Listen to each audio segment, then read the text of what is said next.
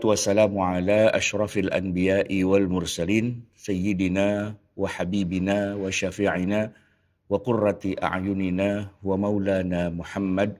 Allahumma salli wa sallim wa barik alaih.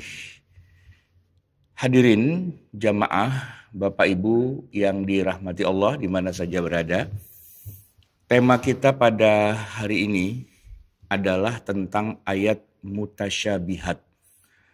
Ayat mutasyabihat ini adalah istilah yang disebutkan secara langsung oleh Allah Subhanahu wa Ta'ala di dalam firman-Nya, yaitu di dalam Al-Qur'anul Karim. Kalau saya boleh tampilkan slide materinya, ya, ini ada judulnya di depan, ayat mutasyabihat. Nah, di dalam Al-Qur'anul Karim ada firman Allah bunyinya, huwallazi anzala 'alaikal kitaba minhu ayatum muhkamatun hunna ummul kitab wa ukharu mutasyabihat. Nah, nih jemaah sekalian, yang menarik adalah Allah berfirman, huwallazi anzala 'alaikal kitaba. Dialah Allah yang telah menurunkan Alkitab, yaitu Al-Qur'an, kepada kamu, ya.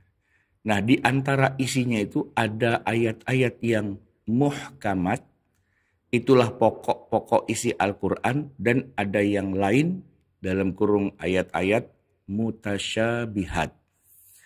Jamaah yang dirahmati Allah, istilah mutasyabihat ini ada di dalam firman Allah sendiri, yaitu ayatnya ayat ke-7 dari surat Ali Imran.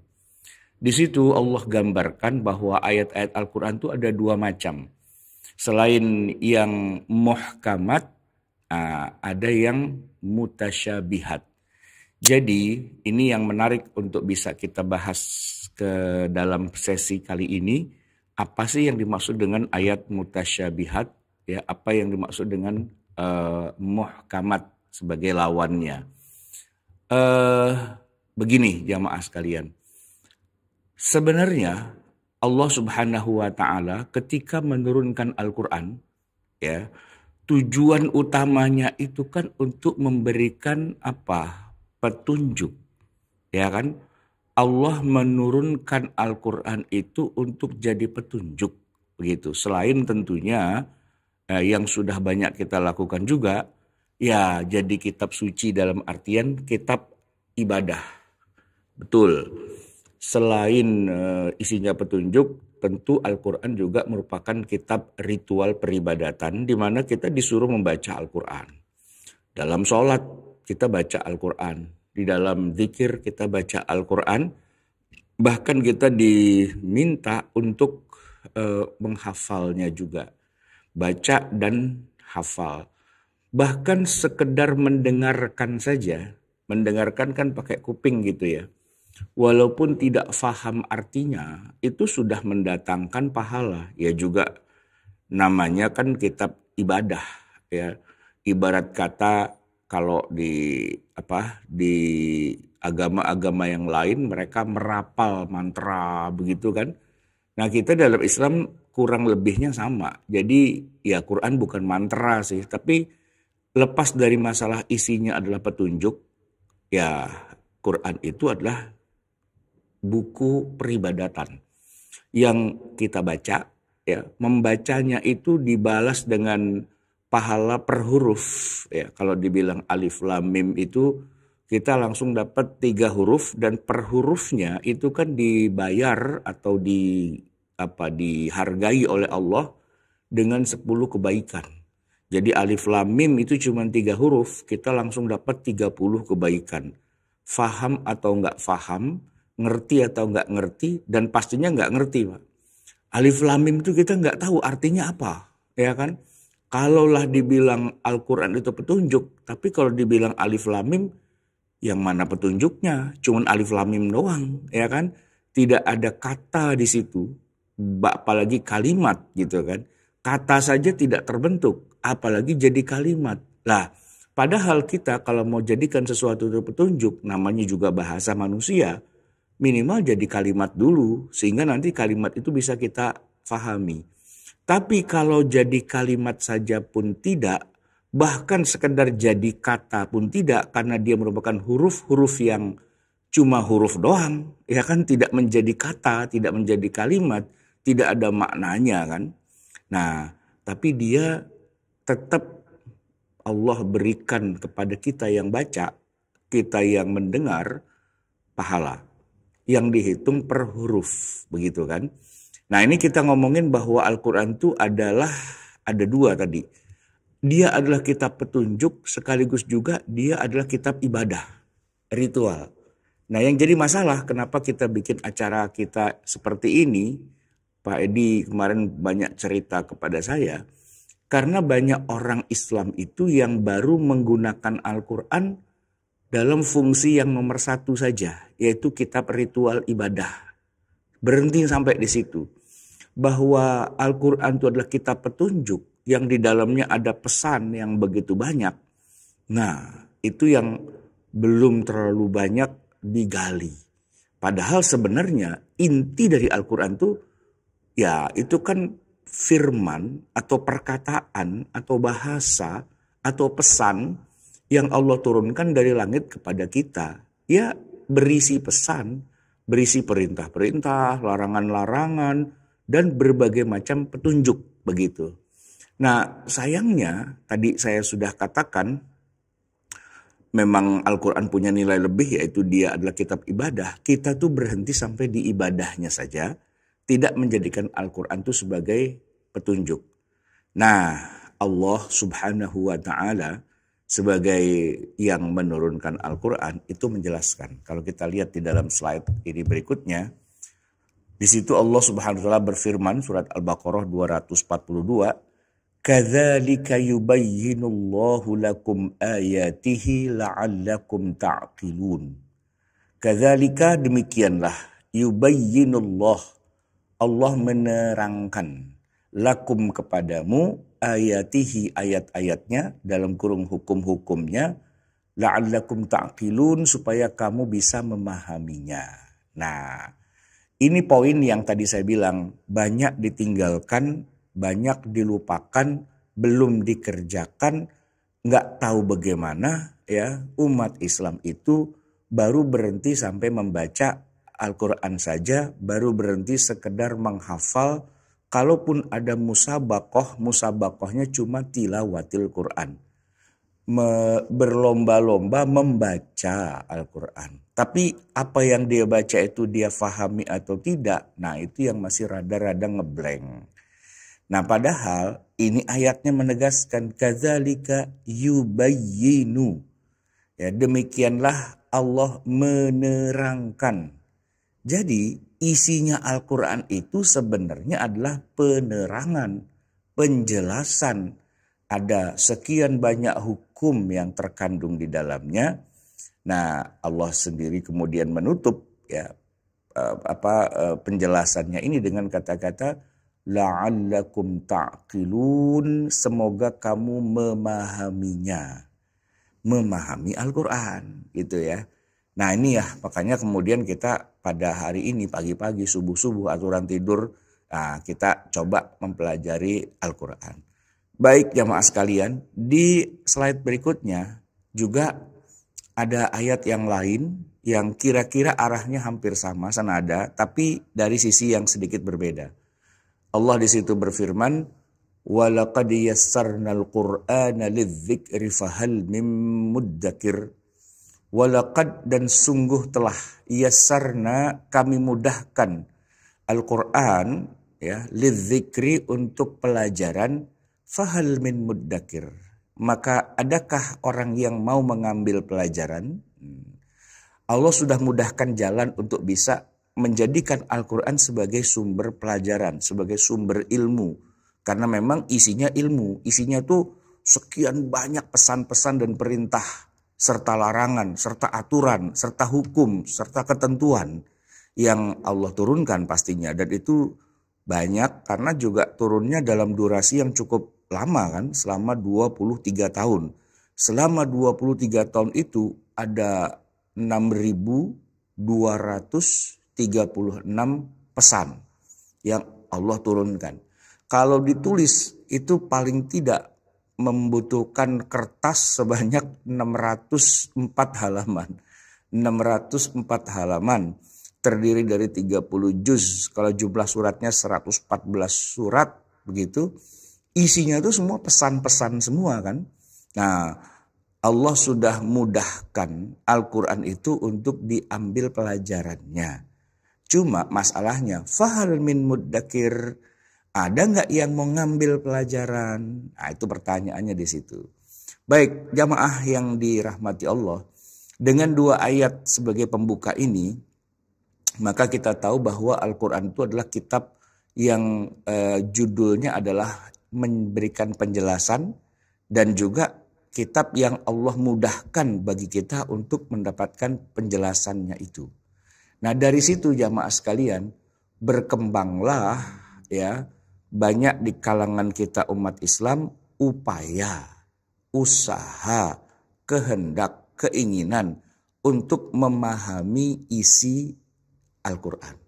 Ya, banyak kemudian orang membaca terjemahnya Al-Quran, membaca tafsirnya Al-Quran untuk bisa mendapatkan apa istilahnya pelajaran ilmu dan mengetahui apa sih pesannya Allah, apa sih yang Allah inginkan dibalik dari ayat-ayat yang tersuratnya, apa rahasia atau pesan yang tersirat dibalik yang tersurat. Nah, itu sudah alhamdulillah sudah mulai banyak ya. Tapi ada tantangannya. Ini kan sesuai dengan tema besar kita, memahami Al-Quran dan tantangannya. Nah, kita akan bahas tantangannya untuk bisa kita jawab sebenarnya. Kalau pada 2 pertemuan sebelumnya, tantangannya itu adalah ayat-ayat yang mansukh. Ayat-ayat yang secara nyata kita baca, tapi ternyata tidak boleh kita amalkan. Ya, kan kita mikir, lah bukannya Allah sudah turunkan ayatnya? Bukankah semua isi Al-Quran itu harus kita jalankan? Itu kan pertanyaannya. Tapi ternyata ada ayat-ayat yang mansukh, yang ternyata tidak boleh dijalankan. Yang ternyata sudah pernah diturunkan tapi malah dibatalkan.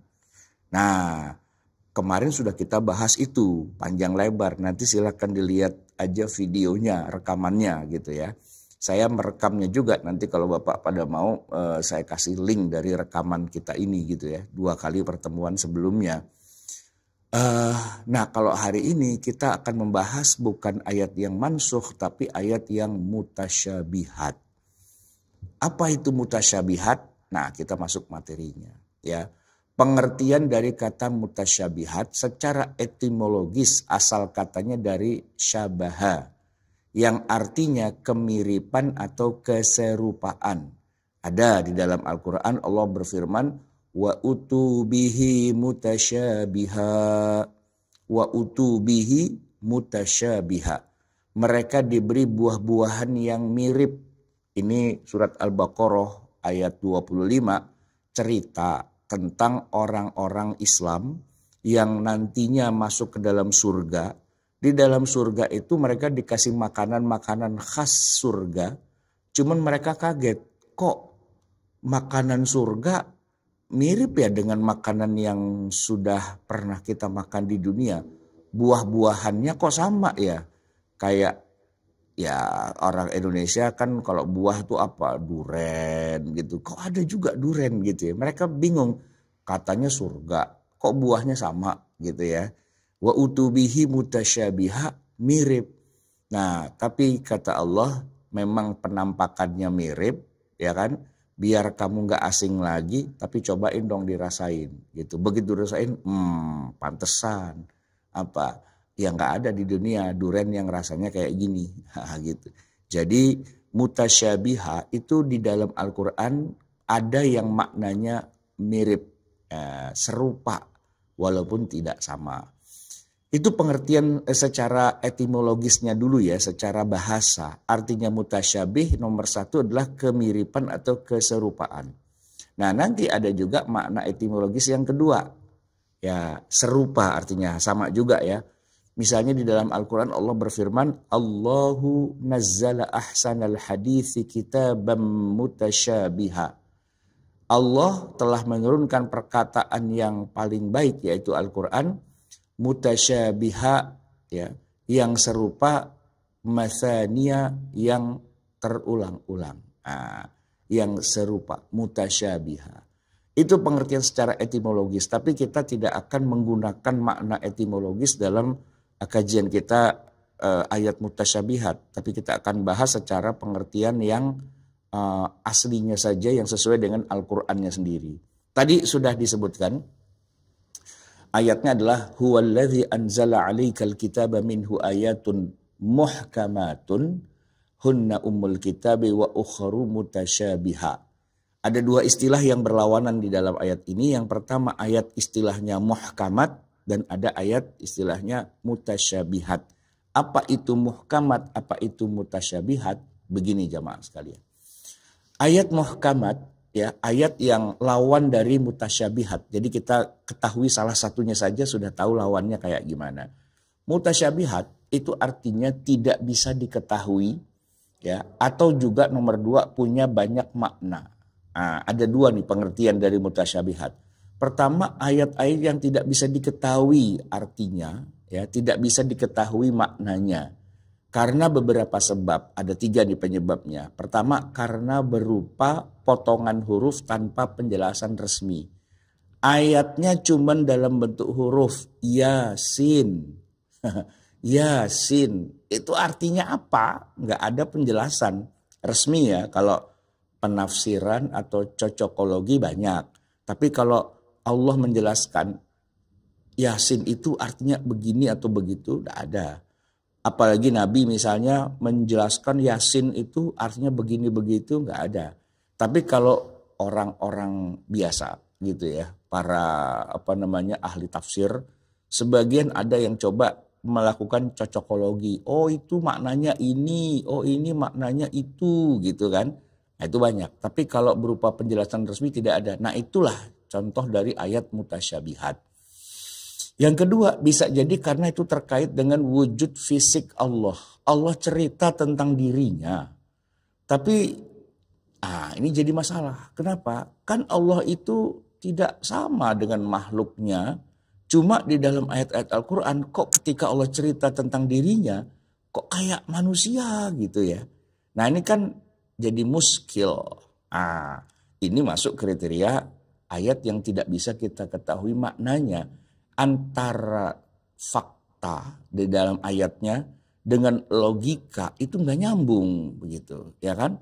Nah, yang ketiga dari bagian pertama karena tidak masuk akal dan tidak sesuai dengan sains modern. Ayat-ayat Al-Quran itu ternyata banyak yang kalau kita pikir-pikir ulang itu banyak yang tidak masuk akal dan tidak sesuai dengan sains modern. Dan itu menjadi tantangan kita bagaimana cara kita menjawabnya. Nah gitu. Baik, pengertian yang pertama ayat mutasyabihat adalah ayat yang tidak bisa diketahui maknanya. Tapi yang kedua bisa diketahui maknanya tapi ada banyak gitu. Sehingga dibutuhkan data pembanding dan juga muncul khilafiyah dalam penafsiran. Ini yang menjadi inti dan kerangka dasar dari kajian kita pada pagi hari ini. Ayat mutasyabihat adalah ayat yang tidak bisa diketahui maknanya atau justru malah punya banyak makna sehingga multi level penafsiran. Baik Bapak Ibu jamaah sekalian yang dirahmati Allah, saya akan masuk kepada bagian yang pertama yaitu yang tidak bisa diketahui, sub yang pertama juga karena berupa potongan huruf tanpa penjelasan resmi. Kita masuk pada bagian itunya dulu ya. Huruf muqatta'ah. Istilahnya begitu Pak. Huruf muqatta'ah. Ada berserakan di dalam Al-Quran ayat-ayat yang hanya terdiri dari huruf-huruf doang. Kadang-kadang cuma satu huruf. Kadang-kadang dua huruf. Kadang-kadang 3, 4, 5. Nah, saya buatkan daftar list, silahkan dilihat, diperhatikan. Ini tampilannya. Bapak lihat dari sebelah kiri dulu ya. nama surat, ya. Kemudian ada JML itu jumlah hurufnya, ya kan, dan contoh hurufnya. Pertama nih di surat yang kedua, surat Al-Baqarah, ya kan. Nah itu kita temukan ya ada pembukaan di ayat pertamanya, ada alif lam mim, itu ayat pertama. Ya 3 huruf, alif lam mim.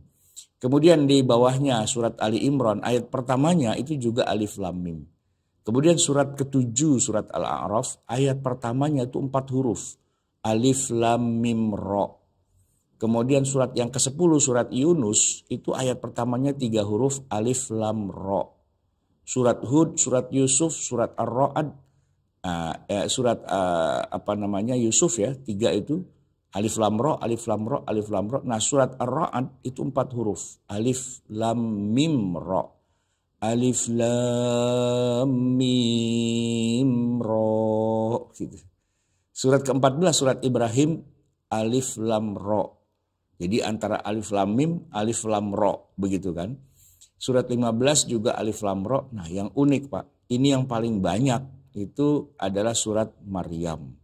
Surat Maryam yang hurufnya ada 5. Ayat pertamanya itu terdiri dari 5 huruf. Kaf 1 ya, ha 2, ya 3, ain 4, sod 5. 5 huruf, tidak membentuk kata, tidak membentuk kalimat, tidak ada maknanya. Kok bisa? Ya memang begitulah kata Allah ya.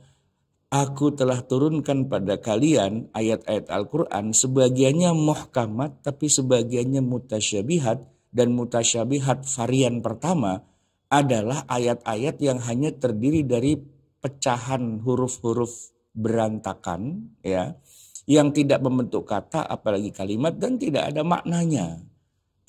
Kaf ha ya ain sod Zikru rahmati rabbika abdahu Zakaria.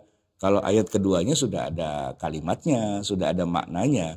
Tapi kalau yang pertamanya dibuka, Bismillahirrahmanirrahim. Kaf ha ya ain sad. Itu kalau ada bacaan sari tilawah, yang baca sari tilawahnya bingung. Kaf ha ya ain sad juga terjemahannya, ya kan? Dan bahkan tidak diterjemahkan menjadi huruf Latin, tidak K H Y A S gitu misalnya, enggak. Ya udah kaf ha ya ain sad tidak ada maknanya, tapi itu ayat Al-Qur'an. Nah, itulah yang dikatakan mutasyabihat seri yang pertama atau varian yang pertama. Itu kalau kita terusin ada banyak tuh, sampai lebih dari 50 surat yang diawali dibuka dengan huruf-huruf yang kita sebut dengan istilahnya huruf muqatta'ah. Muqatta'ah itu yang terpotong-potong, yang berantakan, yang tidak membentuk kata apalagi kalimat, berarti juga tidak ada maknanya. Nah kalau ada yang nanya, buat apa kok Allah turunkan itu? Bukankah Al-Quran itu semuanya adalah penjelasan? Bukankah Al-Quran itu adalah petunjuk? Bukankah Al-Quran itu pedoman hidup? Tapi kenapa pedoman hidupnya berupa huruf dan hurufnya tidak ada maknanya? Nah itu tadi, ya memang tidak semua isi Al-Quran itu isinya petunjuk. Sebagian lagi ada yang tidak ada maknanya. Tidak ada maknanya. Ya huruf-huruf potong-potong itu nggak ada maknanya. Ya mungkin ada sebagian kalangan dari kalangan ulama ya, yang mencoba-coba meraba-raba ya, katakanlah kira-kira nih ya, alif itu artinya apa, lam itu artinya apa, mim itu artinya apa gitu kan.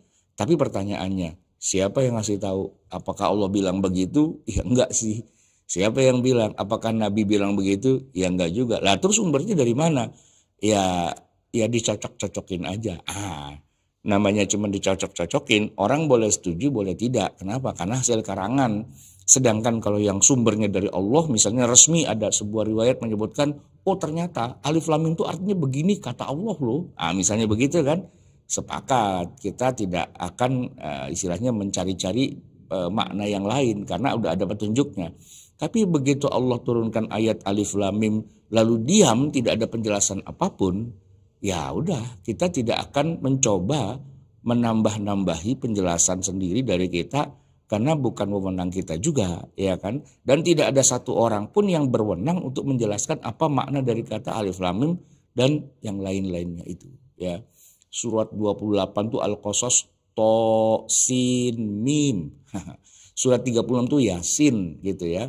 Tapi yang paling banyak dari itu semua adalah Hamim, Hamim, Hamim, Hamim, dan seterusnya.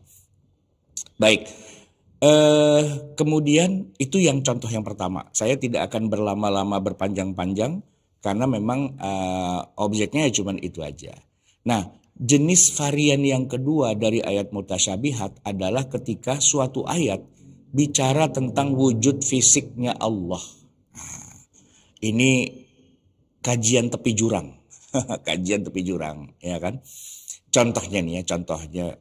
Banyak sekali ayat Al-Quran yang menyebutkan Allah itu punya wajah. Allah itu punya wajah. Memang zahirnya, secara lahiriahnya, memang begitu bunyi ayatnya.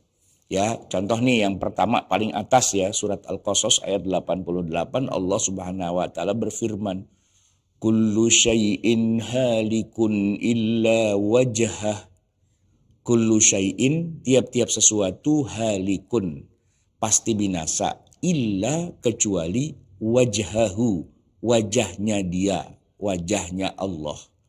Itu ayat Al-Quran, bukan perkataan para nabi atau perkataan para sahabat ataupun itu pendapat para ulama. Tidak, ini Allah yang resmi mengatakan segala sesuatu itu pasti binasa kecuali wajahnya dia. Wajahnya Allah. Berarti kan memang secara lahiriah ayatnya menyebutkan wajah Allah. Ya kan? Nah pertanyaannya, emang Allah punya wajah?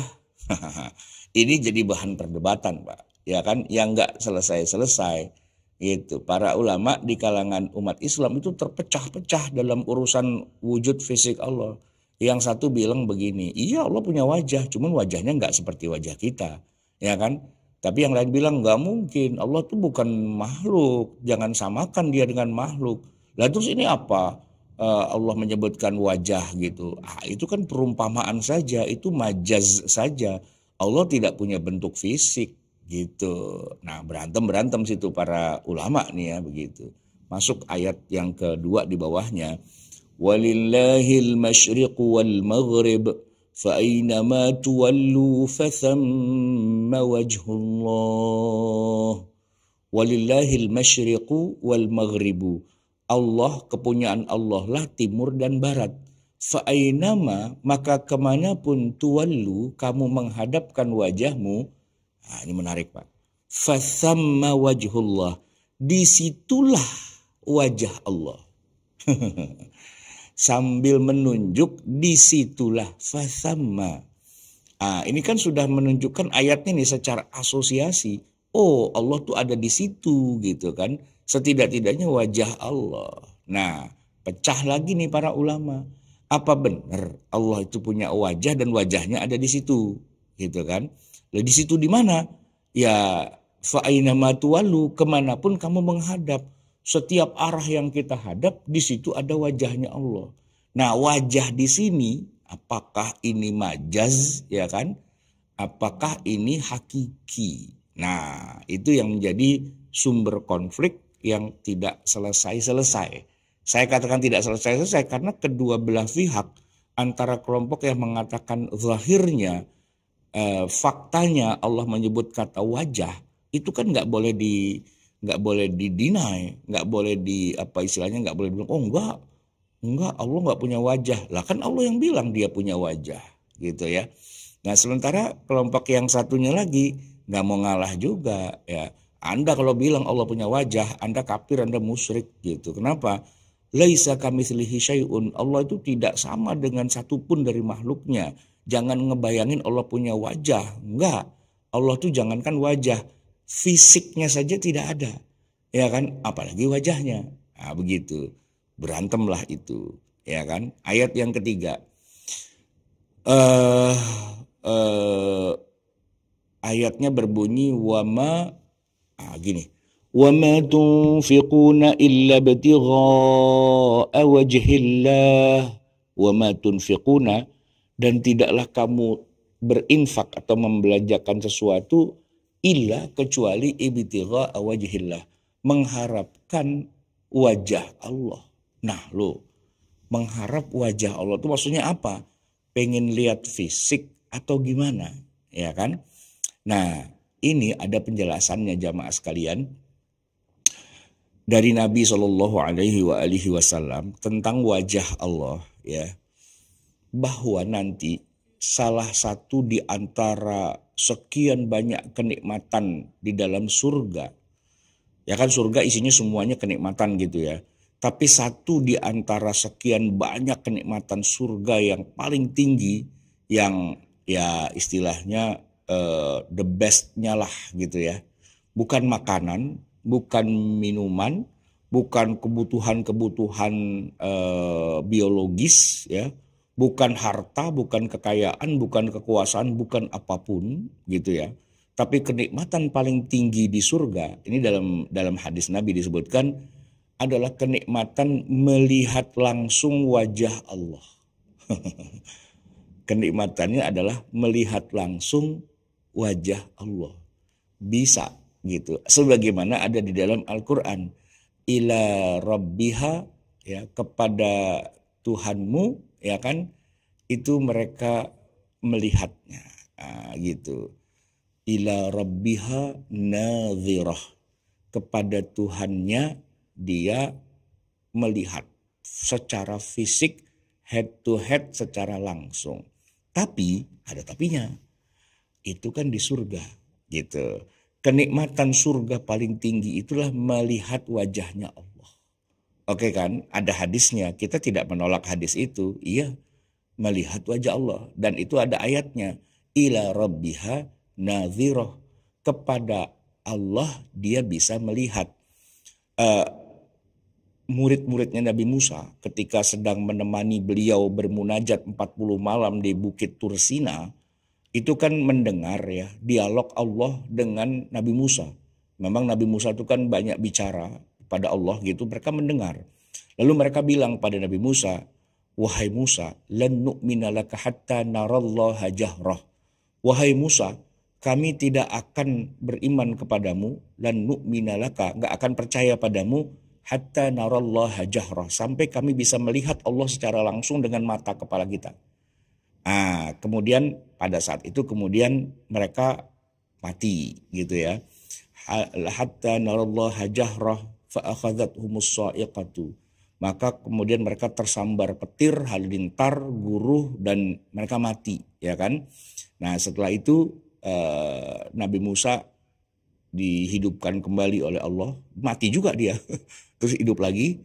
Dan kemudian Nabi Musa bilang, ya Allah, 40 orang murid saya ini mereka orang-orang terbaiknya saya, kader saya. Dan saya sangat berharap mereka membantu dakwah saya menyebarkan agama yang Engkau turunkan. Jadi mohon kiranya mereka tuh dihidupkan kembali ya Allah, gitu kan.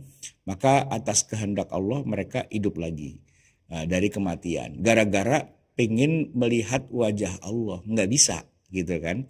Oke, dari semua ayat-ayat tadi dan juga hadis Nabi, jadi sebenarnya Allah tuh punya wajah nggak sih, gitu kan? Punya sih kalau ngelihat begitu kan, karena di akhirat orang akan melihat wajahnya Allah. Oke, kalau memang di akhirat bisa, berarti di sekarang kan Allah ada wajahnya, gitu kan? Nah berarti kan benar kalau ada yang mengatakan Allah punya wajah, tapi itu nggak diterima oleh kalangan yang lain. Nggak bisa, Allah nggak punya wajah. Jangankan wajah, fisiknya aja pun nggak ada, begitu. Nah perang itu Pak, ya perang antara kelompok yang mengatakan Allah punya jasad ya, yang disebut dengan istilah mujassimah gitu kan, dengan kelompok yang mengatakan enggak, Allah enggak punya jasad. Tapi memang kalau kita bicara ayat-ayat Al-Quran, Allah selalu menggunakan tadi ya, seolah-olah terkesan secara harfiah Allah punya wajah. Itu bunyi ayatnya, kullu syai'in halikun illa wajhah, ya, walillahil masyriq wal maghrib fa aynama tuwallu fa thamma wajhullah wa ma tunfiquna illa ibtigha'a wajhillah. Itu baru ngomongin wajah. Nah, ngomongin lagi wujud fisik Allah bukan wajah nih yang bagian B. Apa? Di manakah Allah? Nah, ini juga jadi masalah, ya kan? Al-Quran tuh banyak bicara tentang Allah tuh ada di mana. Nih ya ayatnya. Am amintum man fis samai ay yursila alaikum hasiba. Am amintum, apakah merasa aman kalian man fis sama terhadap yang ada di langit? Man fis sama, ya, apakah kalian merasa aman dari Tuhan yang ada di langit? Man fis sama. Itu ayatnya secara zahir menyebutkan ya Allah itu di langit. Ya kan? Ayyursila alaikum hasiban, bahwa dia akan mengirimkan badai berbatu kepada kamu. Nah, Al-Quran sendiri yang mengatakan man fis sama. Itu nanti dalam hadis Nabi juga begitu, ya kan? Nabi bilang, irhamu man fil ardi yarhamukum man fis sama. Kamu berlaku belas kasihanlah, welas asihlah kalian kepada makhluk-makhluk yang ada di bumi, maka kamu akan diberikan belas kasihan oleh yang ada di langit. Man fis sama, gitu. Nah, secara lahiriah baik Al-Quran maupun hadis menyebutkan Allah itu adanya di langit. Begitu kan? Nah tapi, ada tapinya. Di ayat yang lain Allah nggak menyebut di langit, tapi malah di arash. Ar-Rahmanu 'alal 'arsy istawa. Ar-Rahman, Tuhan yang Maha Pemurah itu, 'alal 'arsy, di atas arash, istawa, bersemayam. Istawa. Pak, kalau kata-kata istawa ini digunakan pada manusia atau pada raja, jadi raja itu istawal maliku ala arsyihi. Si raja itu bertahta di atas arasnya. Aras itu kursi tempat duduknya raja. Ya, tahta kan. Nah, raja itu duduk di atas tahtanya. Itu kalau raja. Nah, kata-kata itu diisti'arah, dipinjam oleh Allah untuk menceritakan dirinya. Ya, Ar-Rahman, bukan raja, Ar-Rahman, Tuhan yang Maha Pemurah itu, 'alal arsy, di atas tahta. Arsy itu kalau secara makna bahasa, arsy itu artinya tahta. Ya kan, sebagaimana Nabi Sulaiman bicara kepada Ratu Balqis, ya kan? Ketika Ratu Balqis datang kepada Raja Sulaiman, gitu kan? Lalu Raja Sulaiman punya kemampuan memindahkan singgasana. Saya tadi mau cari kata singgasana nggak ketemu. Tahta, singgasana. Singgasananya Ratu Balqis dibawa oleh anak buahnya Raja Sulaiman dengan cepat, hanya dengan satu kedipan mata tiba-tiba sudah ada di hadapannya. Dan sedikit diubah-ubah sedikit, lalu kata Nabi Sulaiman kepada Ratu Balqis, ahakadza arsyuk, seperti inikah singgasanamu? Gitu. Seperti inikah arsyuka? Arsyuki, ya kan, karena dia perempuan. Ratu Balqis kaget, iya ya. Ya kayaknya ini kayak singgasana saya, gitu kan. Nah, kata arsy itu artinya kalau di kita adalah singgasana. Nah, Allah menggunakan kata arash gitu untuk dirinya. Ar-Rahmanu 'alal 'arsy istawa. Kalau diterjemahkan secara harfiah, Tuhan yang Maha Rahman itu di atas singgasananya duduk gitu. Nah, tapi kalau kita terjemahkan begitu jadi masalah. Kenapa? Loh, masa Tuhan duduk? Di mana? Di atas singgasana pula gitu kan. Ini apa-apaan ini, masa Tuhan duduk di atas singgasana? Emangnya dia makhluk begitu. Tapi faktanya ayatnya bunyinya begitu, ya kan? Sehingga muncullah pendapat-pendapat yang berbeda-beda. Nah, maka kalau sudah masuk ayat yang bicara tentang wujud fisiknya Allah, itu para ulama mengatakan itu adalah ayat mutasyabihat. Ayat yang jadi perdebatan yang kita nggak bisa menemukan fakta yang sesungguhnya itu kayak gimana. Cuman ceritanya Allah kalau secara harfiahnya kayak gitu. Tapi apa benar kayak gitu? Wallahu a'lam bishawab, gitu ya. Nah, masuk kepada bagian yang ketiganya yang C, Allah bersama kita. Ini kan juga banyak kan. Wa huwa ma'akum aynama kuntum, dan dia bersama kamu dimanapun kamu berada. Ayatnya begitu, ya kan? Sama juga nanti ada ayat Allah Subhanahu wa taala, Nabi Muhammad juga berkata begitu kepada Abu Bakar As-Siddiq di dalam gua Thur ketika mereka sedang sembunyi, la tahzan innallaha ma'ana. Jangan kamu bersedih, sungguhnya Allah bersama kita. Nah, nanti ada ayat lain yang lebih dalam lagi, wa huwa aqrabu minka min hablil warid. Nah, dan dia Allah itu lebih dekat padamu daripada urat nadimu sendiri. Nah, kalau udah sampai pada bagian itu kita jadi puyeng. Kenapa? Ini gimana ya? Allah beserta kita berarti Allah ada di mana-manakah? Gitu kan? Atau dibilang Allah ada dalam urat nadi. Lah, Allah ada dalam tubuh kita bagaimana? Ini ayat yang mutasyabihat. Sudah ngomongin fisiknya Allah, ya kan? Dan agak sulit kita untuk tidak ngomongin itu karena itu ayat Quran. Dan Quran adalah sumber petunjuk. Gimana kita nggak ngomongin, ya kan? Karena kan ada sebagian ulama tuh mengatakan begini. Tafakkaru fi khalqillah wala tafakkaru fi dzatihi. Pikirkanlah oleh kalian itu makhluk-makhluk yang Allah ciptakan, tapi jangan kalian pikirkan tentang zatnya Allah. Itu nasihat bagus banget, ya kan? Jangan kamu pikirkan fisiknya Allah kayak gimana. Pikirin aja makhluk-makhluknya. Ya, Anda akan terkagum-kagum dengan ciptaannya.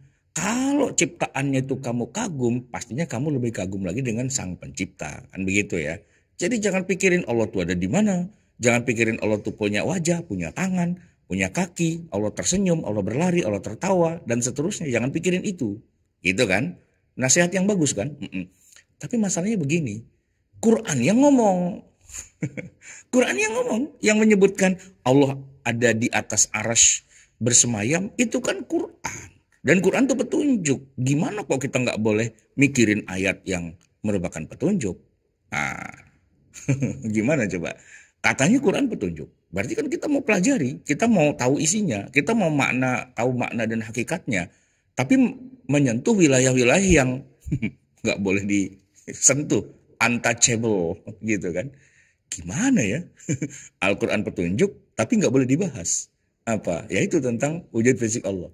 Ya akhirnya dibahas juga, akhirnya. Dan pecah umat Islam itu, berserakan gitu ya. Jadi kelompok-kelompok akidah yang ada yang A, ada yang B, C, D, E, F, G, H, I, J, K, L, M, N, O, dan sebagainya. Dan perdebatan ilmu kalam atau ilmu tentang siapa itu Allah dalam secara urusan fisik, itu jadi perdebatan yang gak ada habis-habisnya. Gara-gara apa? Gara-gara ya Al-Quran sendiri yang menyebutkan Allah begini, Allah begitu. Ya kan? Nah ini katanya Al-Quran adalah petunjuk, tapi kalau dibahas malah jadi pecah-pecah. Begitu. Maka itulah yang saya katakan ini adalah ayat mutasyabihat. Ayat yang tadi ya, kajian pinggir jurang. Kajian pinggir jurang. Baik.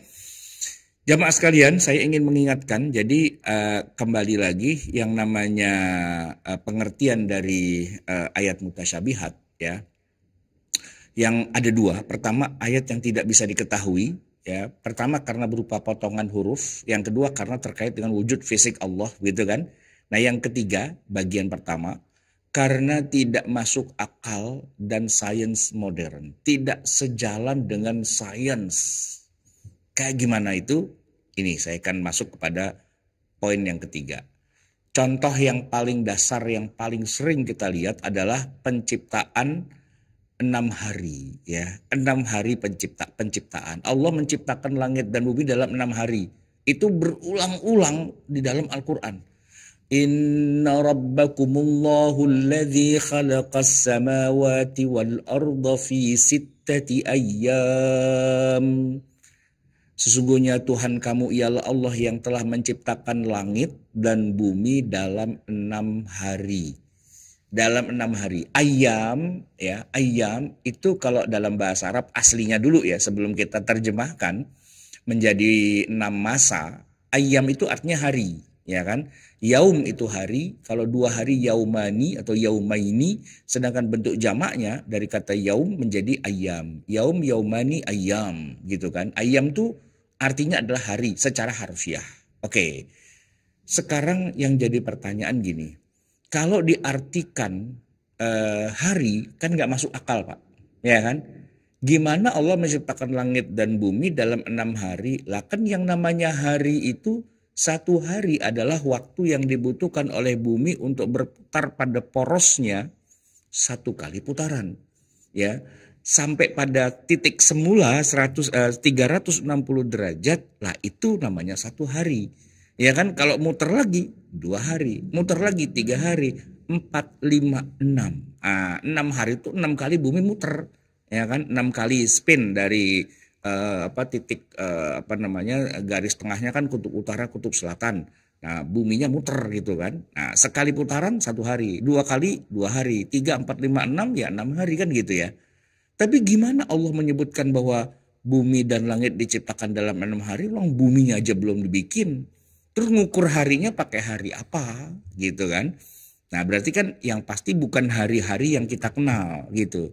Bukan hari dalam hitungan bumi, orang bumi aja lagi diciptakan gitu. Berarti kan makna hari di sini bukan hari bumi lah, bukan 24 jam, bukan 6 kali 24 jam, bukan itu kan.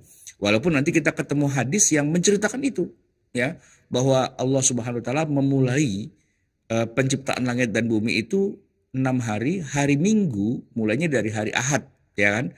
Allah menciptakan apa dulu, nanti hari Senin menciptakan apa, hari Selasa menciptakan apa, hari Rabu, Kamis. Nah, kemudian pada hari Sabtu Allah kemudian istirahat gitu. Allah kemudian berhenti dari mengerjakan itu semua. Maka di hari Sabtu itu orang-orang disuruh pada menyembah Allah, itu hari libur, tidak ada pekerjaan. Dan orang-orang Yahudi menjadikan hari Sabtu sebagai hari ibadah mereka. Kalau kita kan Jumat, kalau dia Sabtu gitu kan. Itu ada hadisnya kayak gitu. Saya nggak cantumkan di sini. Yang jelas nanti jadi sumber masalah. Kenapa? Lah kan Al-Quran buminya kan belum ada, lagi dibikin. Kenapa udah dihitung Senin, Selasa, Rabu, Kamis? Jangan-jangan sudah ada hari tanpa ada bumi gitu. Padahal kita mengatakan Senin, Selasa, Rabu, Kamis itu ya kita ngomongin bumi lah gitu. Kalau kita tinggal di planet lain, di Jupiter misalnya atau di Mars gitu, atau kan harinya bukan hari bumi di sana. Terbitnya kapan matahari, terbenamnya kapan tuh nggak sama hitungannya di bumi. Ada yang namanya hari itu ya hitungannya bumi lah gitu. Maka ketika Allah menggunakan kata-kata yaum atau ayam, pastinya bukan putaran bumi. Terus apa? Di zaman modern, para ahli geologi dan astronomi tidak membagi periode pembentukan alam semesta, bumi dan langit dalam 6 periode. Kan begini Pak. Oh, 6 masa atau 6 periode. Allah menciptakan langit dan bumi itu dalam 6 masa gitu kan. Kebanyakan penerjemahan atau penafsirnya kan begitu. Bumi diciptakan dalam 6 masa. Oke. Sebuah usaha yang baik lah untuk menjelaskan, ya kan. Nice try gitu. Tapi pertanyaannya, 6 masa itu apa gitu. Karena kalau kita cek kepada para ahli geologi, ini ngerti tentang ilmu perbumian gitu ya, atau juga ahli astronomi, mereka memang sepakat bahwa alam semesta itu tercipta dengan periode-periode, ya kan? Tapi mereka tidak membaginya dalam 6 periode, enggak gitu. Mereka tidak membagi periodenya ada 6 gitu, enggak. Kalau kita tanya, bumi tercipta gimana? Pakai proses, iya. Terus prosesnya zamannya apa aja? Ya mereka sebutin A, B, C, D, E dan sebagainya, tapi enggak 6 gitu loh, ya kan? Sementara Al-Quran bilangnya 6. Nah ini 6 apa? Nah, gitu kan? Sebaliknya mereka menggunakan metode periode geologis dan astronomi yang lebih terperinci berdasarkan data ilmiah. Dan pembagian tersebut sangat berbeda dengan pembagian dalam teks agama. Ini karena 6 hari itu ada di Quran, ada di Taurat, ada di Injil. Jadi Islam, Yahudi, Kristen sepakat bumi diciptakan dalam 6 hari. Arnold Schwarzenegger, aktor Hollywood, itu punya film judulnya Sixth Day, The Sixth Day, hari ke-6 gitu. Bumi Tuhan menciptakan makhluk. Jadi itu sama, akidahnya sama bahwa alam semesta ini, bumi langit itu diciptakan dalam 6 hari. Itulah yang dikatakan oleh Yahudi, itulah yang dikatakan oleh Kristen, itulah yang dikatakan oleh umat Islam. Kitab suci mereka semua punya teks yang sama, penciptaan itu 6 hari. Tapi kalau kita bicara sains gitu ya, pembagian tersebut sangat berbeda dengan pembagian teks agama. Para saintis nggak menyebut ada 6 periode, ya, yang lebih merupakan konsep metaforis atau simbolis daripada berdasarkan bukti ilmiah. Nah, para ulama di Islam itu agak lebih mending, ya, karena mereka menolak hadis yang Allah menciptakan mulai dari hari Minggu, Senin, Selasa, Rebo gitu. Tapi kalau di mana di Injil, di Taurat memang itu. Dan ternyata hadis itu sumbernya dari Bani Israel, dari orang Yahudi. Jadi ketika Allah menurunkan ayat ini, ya kan, Allah menciptakan bumi dan langit dalam 6 masa, kata Yahudi, sip, mantap, mantap, emang begitu gitu. Di Taurat kami juga begitu. Dan ente tahu nggak 6 hari itu hari apa aja? Hari apa? Hari Minggu Allah ngerjain ini, hari Senin ngerjain itu, hari Selasa ngerjain itu dan sebagainya. Itu sumbernya ternyata dari orang-orang Yahudi di Madinah, gitu kan. Justru kalau Nabi Muhammad dan para sahabat tidak pernah mengeluarkan statement 6 hari itu adalah Minggu, Senin, Selasa, Rabu, enggak, gitu. Lalu ada hadisnya, nah hadis itu sumbernya dari orang-orang Yahudi. Berarti emang itu dari pengetahuan orang Yahudi yang entah bagaimana mereka menafsirkan 6 hari itu menjadi hari-hari seperti yang kita kenal, mulai hari Ahad, hari Senin, hari Selasa, Rabu, Kamis, Jumat, dan Sabtu gitu ya. Nah, di Islam itu tidak ada sumber otentik yang menyebutkan 6 hari itu adalah 6 kali 24 jam. Tidak ada hadis dari Nabi ya. Tapi kalau hadis dari orang-orang Yahudi ya yang disebut dengan Israiliyat itu banyak begitu. Nah, kan ini jadi pertanyaan.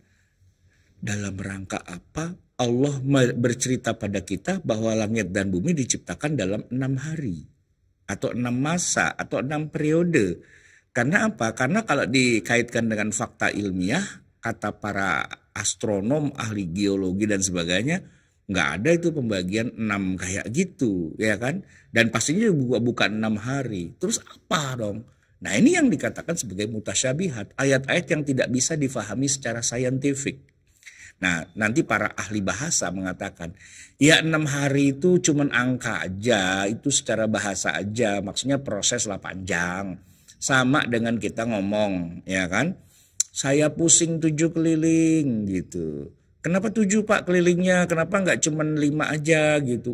Pusing banget. Oh, kalau pusing banget 10 keliling dong. Saya pusing 10 keliling, kan enggak. Ya ngapa angka 7? Ya angka 7 angka secara bahasa aja gitu. Seperti kata-kata 7 benua, gitu ya kan. Atau 7 samudra, atau 7 keajaiban dunia. Dulu Pak waktu masih SD, saya tuh ditanya guru saya, sebutkan 7 keajaiban dunia, sebutin gitu kan. Ternyata lama-lama ternyata yang keajaiban dunia nggak cuma 7, ada banyak Pak, ada puluhan. Lah kok 7 gitu kan. Ya istilahnya 7 yang terkenal sih, tapi apa saja yang dari 7 itu ya nggak spesifik 7. Dulu katanya Borobudur termasuk 7 gitu kan. Nah, ternyata lama-lama dipecat, ya udah nggak jadi 7 juga gitu. Oh ternyata itu cuman ya istilahnya bahasa simbolis aja. Oh 7 keajaiban dunia, tapi ternyata keajaiban dunia nggak cuman 7. Sama itu Pak, angka 99 Asmaul Husna itu juga cuman angka saja. Kalau realnya nama-nama Allah yang baik itu nggak cuman 99, lebih banyak dari itu, ya kan? Walillahil asmaul husna. Allah punya nama-nama yang indah. Fad'uhu biha. Tapi nggak sampai 9, nggak cuman berhenti di 99. Sama dengan ayat Al-Qur'an juga disebutkan angkanya 6.666. Itu salah Pak. Kalau secara fisik kita hitung nggak sampai. Cuma 6.236. Yang bilang 6666 tuh bohong apa gimana? Ternyata bukan bohong Pak. Itu bahasa ungkapan saja biar jadi tadi. Ya biar jadi enak didengar gitu ya. Tapi tidak secara eksak. Enak didengar aja. Saya pusing 7 keliling. Nah gitu. Saya sudah keliling dunia ke 7 benua. Benua nggak 7 Pak. Saya sudah keliling ke 7 samudera. Samudra nggak cuma 7 gitu. Ya kita ngomongnya gitu. Maka Allah menciptakan bumi dan langit dalam 6 masa. Gitu misalnya. 6 masa yang mana? Kan nggak bisa dijelasin gitu ya. Nah itu yang dikatakan sebagai ayat yang tidak sejalan dengan sains. Itu contoh pertama. Contoh yang kedua. Nah ini menarik. Matahari bergerak mengelilingi bumi. Ya, kita sekarang hidup di zaman modern, Pak ya. Teori tentang pergerakan benda-benda angkasa itu memang dulunya dikuasai atau didominasi oleh pemahaman egosentris atau geosentris. Geo itu bumi atau ego aku gitu kan, sentris sebagai pusat. Jadi matahari yang mengelilingi bumi, bulan mengelilingi bumi, bintang-bintang mengelilingi bumi sebagai pusat. Egosentris atau geosentris. Dua-duanya itu plesetan juga sih sebenarnya kan. Dan ternyata ayat Al-Quran yang kira-kira sejalan dengan pemahaman itu juga ada. Bunyinya ini, wasyamsu tajri. Dan matahari itu tajri. Tajri itu sebenarnya artinya bukan berjalan tapi berlari ya. Berlari. Limustaqarrillaha, di tempat peredarannya. Nah jamaah sekalian, matahari bergerak di garis lintasannya. Maka yang terfikir oleh kita, matahari bergerak, ya kan? Dan kita nih secara semu melihat memang bergerak kan matahari. Dia terbit di timur, dia naik ke atas, mataharinya bergerak tuh kan. Terus sampai kemudian di atas kepala, terus lagi sampai akhirnya dia terbenam. Saya tanya, secara ilmu sains, sebenarnya matahari bergerak mengelilingi bumi ataukah bumi yang berputar pada porosnya, sehingga kita yang ada di bumi kemudian melihat kayak matahari yang bergerak gitu, gimana? Nah kalau kita baca ayat Quran yang satu ini, surat Yasin kan, ayat 38 ayat 40 ya, wasyamsu tajri limustaqarril laha, dan matahari berjalan di tempat peredarannya. Oh berarti yang bergerak matahari, bukan bumi yang muter, kan gitu kan. Nah sepanjang 789 abad umat Islam ketika membaca ayat ini meyakini bahwa ya yang bergerak matahari. Kalau sampai ada orang mengatakan yang bergerak itu bumi dan matahari diam di situ, kafir Pak. Kafir. Karena dianggap menentang Al-Quran gitu ya. Nah di Kristen juga sama. Siapa namanya, Galileo Galilei ya kan, kemudian Bruno, kemudian Copernicus, itu juga dihabisi oleh gereja. Galileo Galilei itu seorang pendeta di Italia ya kan, dia dianggap murtad lah gitu kira-kira dalam agama Kristen karena mengatakan bahwa pusat edar itu bukan bumi loh, pusat edar itu adalah matahari. Dia dianggap sudah melawan Bible, kitab sucinya mereka, Injil gitu ya, dianggap bid'ah dan sebagainya karena melawan gitu. Nah baru aja di zaman modern ini, orangnya udah meninggal ya, pihak gereja itu kemudian memberikan pengampunan dan memaafkan bahwa dia sebenarnya tidak salah gitu. Kitalah yang selama ini salah dalam menginterpretasikan ayat-ayat yang ada di dalam Bible gitu. Di kita umat Islam, alhamdulillah rata-rata umat Islam nggak masalah sih ya. Kalau dikatakan bahwa bumi itu adalah bukan pusat edar, pusat edarnya matahari, buminya lah ngiderin matahari dan ada siang dan malam, ternyata bumi yang berputar pada porosnya. Nggak jadi masalah. Dan ayat ini tidak salah. Kenapa? Benar matahari bergerak, karena kalau kita lihat pusat edarnya bukan bumi tapi gitu ya. Matahari bergerak, beredar gitu kan. Pusat edarnya adalah pusat galaksi. Kita punya galaksi namanya galaksi Bima Sakti. Ya kan, the Milky Way gitu, ada pusatnya yang terdiri dari 100 atau 200 miliar bintang kayak matahari gitu dan berputar mengitari pusat galaksi. Nah tapi kan di masa itu, masa sih Allah menjelaskan galaksi, menjelaskan the Milky Way gitu-gitu kan nggak mungkin. Cuman Allah menyebut aja wasyamsu tajri limustaqarril laha. Nah oleh orang yang kemudian pemahamannya di masa itu bahwa bumi adalah pusat edar, jadikanlah ayat ini sebagai penguat. Oh iya benar, Al-Quran yang bilang matahari bergerak mengelilingi bumi. Padahal sih bunyi ayatnya nggak begitu. Matahari bergerak pada garis edarnya dan nggak disebut-sebut pusatnya adalah bumi. Cuma pada garis edarnya, pusatnya mana? Tahu, pokoknya dia bergerak aja gitu kan. Nah itu jamaah sekalian. Baik, yang ketiga, bumi bulat atau rata. Nah ini juga menarik ya kan. Di dalam Al-Quran tuh Allah menyebutkan alladzi ja'ala lakumul arda firasyan wassama abinaa. Dan dialah Allah yang telah menjadikan bumi sebagai hamparan, firash. Pak, kalau kita piknik di atas rumputan kita gelar tikar. Nah, itu namanya firash, gelar. Sesuatu yang digelar, sesuatu yang dihamparkan, begitu kan. Nah, gerakan flat earth modern mulai mencuat sekitar akhir abad ke-19 dengan puncak kebangkitannya di awal abad 21 ini melalui platform digital, media sosial. Ya, meskipun teori ini telah dibantah secara luas oleh sains modern, terutama dalam hal astronomi dan fisika, gerakan flat earth ini terus bertahan berkat pengaruh media sosial dan rasa ingin tahu sebagian orang untuk mempertanyakan apa yang dianggap kebenaran ilmiah. Kebenaran ilmiahnya adalah bumi itu bulat. Tapi kalau kata Al-Quran bumi itu dihamparkan. Nah gitu kan. Ini kan jadi kayak kontradiksi. Sebenarnya sih jawabannya sederhana. Ya kalau Anda adalah semut, maka bola itu akan Anda anggap rata. Kalau Anda adalah semut, maka bola akan Anda anggap rata.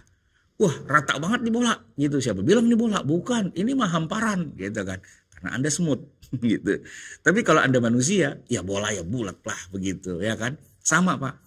Kita nih kalau dilihat, kalau kita ada di bumi sekarang, melihat bulan, ini kan bulan lagi separuh ya. Terbanglah kita ke bulan, pinjem pesawatnya Elon Musk gitu ya. Mendaratlah kita di bulan. Begitu kita mendarat, katanya bulan bulat, ternyata rata tuh, gitu. Iyalah orang ada di situ, Anda ngelihatnya rata, ya kan? Nggak ngelihat dari kejauhan. Ya kalau dilihat dari dekat mah bulan rata aja, nggak ada bunder-bundernya, nggak ada bulat-bulatnya, rata nih gitu. Siapa bilang bulan itu bulat gitu? Begitu dia pulang ke bumi, lah kenapa bulat lagi ya? Ya kan penglihatan jarak dekat sama jarak jauh kan beda, ya kan? Gunung Pak, gunung. Gunung itu warnanya apa sih? Biru kan ya. Ya kalau kita lihat dari Jakarta, Gunung Salak itu biru Pak. Gunung Gede, Gunung Pangrango itu biru Pak. Begitu ke sana bukan biru Pak, hijau itu. Kenapa? Pohonan mulu gitu. Bukannya biru. Sama Pak, kita ngelihat laut Pak. Dari jauh kita lihat biru warnanya Pak. Ya kan, begitu kita lihat kita bening air, kenapa jadi biru? Kolam renang deh Pak. Ya kan? Kolam renang yang gampang. Bapak ngelihat kolam renang dari mana? Kalau dari kejauhan warnanya biru Pak, gitu. Tapi begitu Bapak ambil pakai gelas gitu dilihat, enggak biru, putih ini bening gitu kan. Nah iya, itu kan pandangan mata gitu kan. Nah, firoshan ya, bumi dihamparkan. Kalau Anda ada di situ, Anda akan merasakan bumi itu seperti hamparan. Tapi kalau Anda keluar dari bumi, mengorbit bumi, ya kan, Anda terbang ke angkasa, Anda akan lihat, oh ternyata bentuknya bulat ya, gitu ya kan. Kan simple aja jawabannya. Nah ketika Al-Quran mengatakan bahwa bumi itu dihamparkan, bukan berarti Allah mengatakan bumi itu rata seperti meja, tidak. Hamparan itulah yang kamu rasakan gitu. Seperti hamparan gitu. Nah ini kan ayat-ayat yang perlu penjelasan, setidaknya menggabungkan antara ayat Al-Quran di satu sisi dengan pemahaman ilmiah di sisi yang lain. Cuman gerakan flat earth membatalkan itu semua. Mbak, bumi itu rata seperti meja. Anda kalau udah berada di pinggiran, ntar Anda kecebur gitu. Dulu Pak, flat earth itu nggak dikenal dan kita jadikan bahan cemoohan. Sekarang ternyata pendukungnya banyak gara-gara medsos gitu kan. Banyak orang-orang yang sekarang itu malah pada jadi pendukung flat earth gitu. Bumi itu rata seperti meja, nih meja saya ini kayak gini. Ntar Anda kalau ke pinggir-pinggir awas, ntar kecemplung gitu kan, terus jatuh ke bawah gitu. Saya bilang SD nggak lulus ya gitu. Ternyata yang SD nggak lulus tuh banyak Pak ternyata zaman sekarang ya kan, karena kebanyakan lihat medsos flat earth itu. Oke, berikutnya bumi dan langit ada 7. Ini juga Al-Quran menyebutkan begitu. Allahul ladzi khalaqa sab'a samawati wa minal ardi mithlahunna. Allah lah yang telah menciptakan 7 langit dan seperti itu pula bumi. Faktanya langit itu ada banyak sekali, pastinya jauh lebih banyak dari 7. Sedangkan bumi cuma ada 1. Tidak ada bumi yang lain, yang 6 yang lain sisanya, ya kan? Tapi Allah menyebutnya sab'a samawat, ada 7 langit. Nah, wa minal ardi mislahunna, dan bumi juga ada seperti itu juga, ada 7 juga. Ya enggak lah, bumi cuma 1 gitu. Kalaupun ada yang lain itu namanya bukan bumi, itu namanya planet lain. Apakah itu Mars, apakah itu Venus, apakah itu Merkurius, apakah itu Saturnus, Jupiter, Uranus, Neptunus, ataupun Pluto yang baru aja dipecat gitu kan. Tapi jumlahnya juga enggak 7, enggak. Keluarga matahari tata surya itu kan planet ada 9, Pluto dipecat tinggal 8 gitu kan. Nah jadi kalau dibilang bumi ada 7, enggak gitu. Lagian itu bukan bumi, itu planet lain. Coba Anda mendarat di Mars, Anda meninggal. Anda mendarat di Jupiter, Anda teplek. Kenapa? Karena planet Jupiter itu kan planet terbesar ya. Itu gravitasinya gede banget. Anda kayak punya beban sekarang misalnya punya beban beratnya misalnya katakanlah 40 atau 50 kilo. Nah di sana berat Anda tuh menjadi berkali-kali lipat, jadi nempel begitu kan. Dan gak ada oksigen juga. Masuk ke Saturnus langsung meninggal gitu. Tidak ada satupun planet yang bisa dihuni. Nah padahal Allah menyebutkan wa minal ardi mislahunna, dan dari bumi itu ada 7 juga yang seperti bumi persis itu. Di mana ada planet di alam semesta ini yang kayak bumi? Sampai hari ini para ilmuwan mengatakan the earth itu adalah one and only. Bumi itu satu-satunya tempat yang bisa dihuni manusia yang layak. Itu pun setelah sekian ratus juta tahun ya. Kalau kita berada di bumi yang 1 juta 2 juta tahun yang lalu, kita pun nggak bisa hidup, ya kan? Kita tidak sezaman dengan masa-masanya dinosaurus. Kalaupun ada manusia purba hidup di zaman dinosaurus, itu ngayal. Kenapa? Eranya beda. Ya, kandungan udaranya beda. Manusia tidak bisa hidup di zaman dinosaurus sebagaimana dinosaurus tidak bisa hidup di zaman kita. Kenapa? Karena bumi mengalami perubahan iklim, perubahan cuaca, perubahan suhu, tekanan dan sebagainya, sehingga makhluk-makhluk itu tidak bisa hidup lagi di zaman sekarang. Sebagian makhluk kita zaman sekarang nggak bisa hidup, itu masih bumi. Bagaimana dengan Mars, bagaimana dengan Jupiter, bagaimana dengan yang lain, lebih nggak masuk akal lagi. Jangankan itu, bulan pun kita nggak bisa hidup di sana. Kenapa? Dia tidak punya atmosfer. Jadi kalau kita ada di permukaan bulan, siang harinya bulan, maka UV, ultravioletnya sinar matahari langsung membakar kita, langsung mati kita di situ. Dan dia tidak punya atmosfer. Kenapa? Ya dengan tidak ada atmosfer maka meteor itu jatuh tiap hari gedebar-gedebur mati kita. Makanya bulan tuh wajahnya bopeng-bopeng karena dia tidak punya atmosfer. Kita punya atmosfer. Satu-satunya planet di dunia ini yang punya atmosfer yang layak huni itu cuman bumi. Mars susah. Venus apalagi, Merkurius apalagi. Tidak ada satupun planet di dunia ini ya yang seperti bumi dan bisa layak dihuni. Kecuali di film-film Star Trek itu lain lagi ya kan. Kecuali di dalam filmnya George Lucas Star Wars itu lain lagi ya. Itu kan film. Tapi kalau realnya bumi adalah satu-satunya tempat di dunia. Tapi bagaimana dengan firman Allah? Allahul ladzi khalaqa sab'a samawati wa binal ardi mithlahunna. Dan bumi ada 7 juga kayak gitu. Bumi yang mana gitu. Kalau nonton The Flash keluar Earth 1, Earth 2, Earth 3, Earth 4. Tapi bukan bumi ya. Itu dimensi yang lain lagi, hayalan. Nah ayat-ayat ini jadi sebuah misteri kan. Allah menciptakan bumi ada 7. Yang mana 7 ya? Itu ya. Baik, pindah ayat yang lain lagi. Allahul ladzi rafa'as samawati bighairi amadin tarawunaha. Allah lah yang meninggikan langit tanpa tiang sebagaimana yang kamu lihat. Terkesan langit itu semacam bangunan besar yang bisa jatuh ke bumi karena seharusnya ditopang dengan tiang. Nah, sains modern menjelaskan bahwa langit itu bukan bangunan besar yang bisa jatuh ke tanah. Meski ada gravitasi bumi, tapi bumi tidak bisa menarik benda angkasa karena faktor jarak. Tidak bisa bulan tuh jatuh ke bumi. Kenapa? Ya karena gravitasi kita nggak sampai ke bulan. Ada sih pengaruhnya, tapi bulan nggak akan tertarik ke bumi gitu kan. Dan benda-benda angkasa yang lain tadi, planet-planet itu tidak akan jatuh ke bumi. Kenapa? Karena jaraknya jauh. Bumi punya gravitasi, tapi gravitasinya nggak sampai ke sana. Ya pengaruhnya ada, tapi nggak akan membuat mereka tertarik ke sini. Nah, Al-Quran menceritakan bahwa Allah menciptakan langit itu tanpa tiang, gitu kan? Bighairi amadin tarawunaha, seolah-olah kalau dibilang tanpa tiang, harusnya ada tiangnya tuh. Tapi karena Allah Maha Pencipta, dia bisa ciptakan langit yang tidak pakai tiang, gitu. Ya kalau kita bilang emang nggak butuh tiang, orang langit adalah angkasa luar sana, kan begitu ya. Baik, nah ini lebih parah lagi nih, ayat Al-Quran juga. Hatta idza balagha maghribasy syamsi wajadaha taghrubu fi 'ainin hami'ah. Hingga apabila dia telah sampai ke tempat terbenamnya matahari, dia melihat matahari terbenam di dalam laut yang berlumpur. Ini Al-Quran ya. Wajadaha taghrubu fi 'ainin hami'atin. Kamu melihat matahari terbenam di laut yang berlumpur. Jadi matahari masuk ke dalam laut, lautnya berlumpur.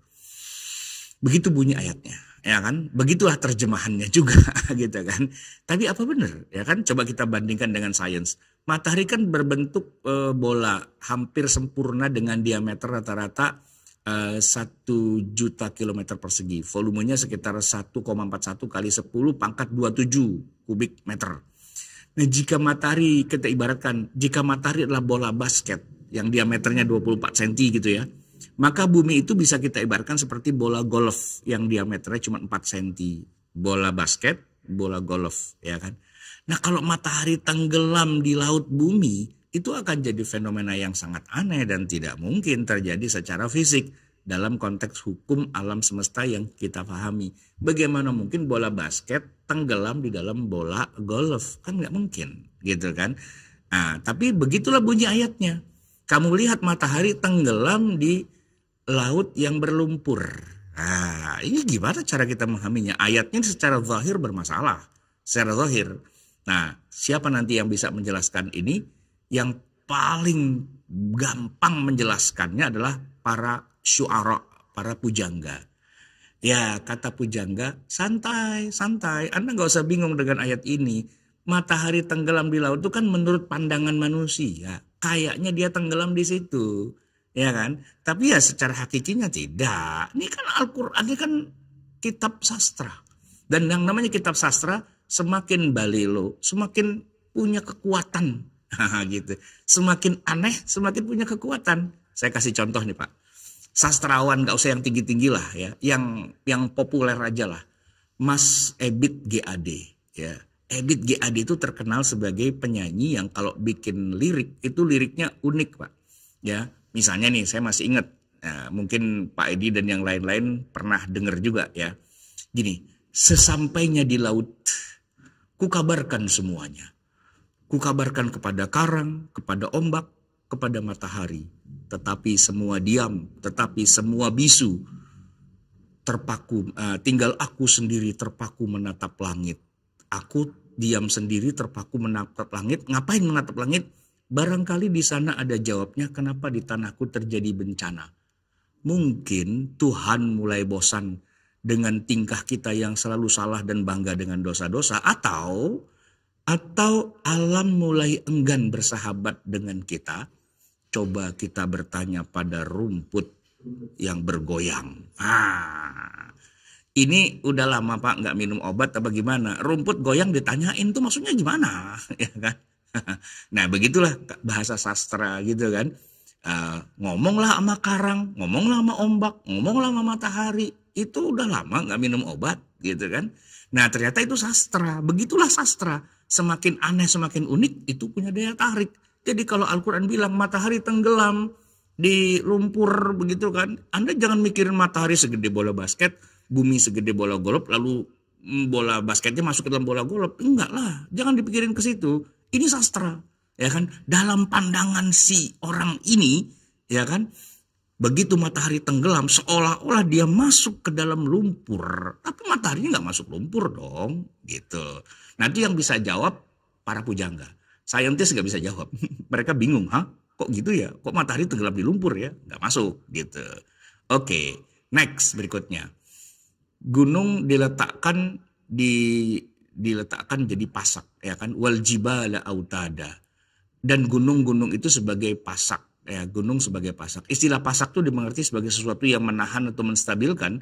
Dalam konteks geologi, gunung terbentuk karena aktivitas lempeng tektonik. Misalnya tabrakan, penghujaman, atau aktivitas vulkanik. Jadi gunung bukanlah struktur yang dibuat untuk menahan bumi stabil, itu enggak.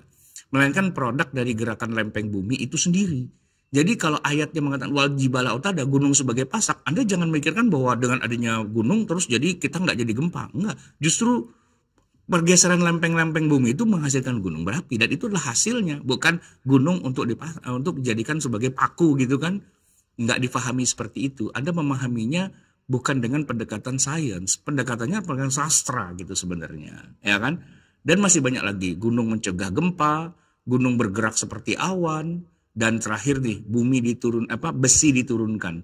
Wa anzalnal hadida fihi ba'sun syadidun wa manafi'u linnas. Dan kami turunkan besi, padanya terdapat kekuatan yang hebat. Pak, kalaupun sejak awal, jadi gini Pak, saya pernah nanya nih ayat ini kepada seorang pakar dari sains di Indonesia bernama Dr. Thomas Jamaluddin. Di Bandung saya ketemu beliau dalam acara peluncuran terjemahan Al-Quran versi 2019. Pak Thomas, ayat wa anzalnal hadida, kami turunkan besi, saya mau tanya Pak. Bapak sebagai pakar sains, saya mau tanya, bukankah besi itu terkandung di dalam tanah kita? Ya kan? Ada biji besi di dalam tanah, di dalam bumi, gitu kan? Bagaimana dengan ayat yang menyebutkan wa anzalnal hadida, kami turunkan besi. Padahal menurut sains kan besi tidak pernah turun, Pak. Dia memang sudah ada dalam kandungan tanah. Ini gimana jelasin ayatnya? Gitu. Pak Thomas kemudian menjawab gini, begini Ustadz, dia bilang. Sebelum bumi tercipta, ya kan, awalnya itu kan ada supernova, ada ledakan, the Big Bang lah gitu ya kan. Nah, unsur-unsur yang nantinya akan membentuk bumi itu ternyata banyak mengandung ferum, mengandung logam. Jadi memang ketika bumi itu tercipta, itulah sudah terjadi yang namanya turunnya besi gitu. Jadi ya ketika jadi bumi ya di dalam bumi banyak besinya gitu. Sebenarnya dia tuh bukan unsur asli dari bumi, tapi ketika terjadi ledakan banyak besi-besi angkasa gitu ya istilahnya. Itu yang masuk ke dalam unsur yang nantinya akan bumi bercampur dalamnya dan kemudian jadi bumi punya kandungan. Asalnya itu bukan bumi gitu katanya. Tapi waktu terbentuknya bumi dia sudah tercampur duluan. Oke, deal.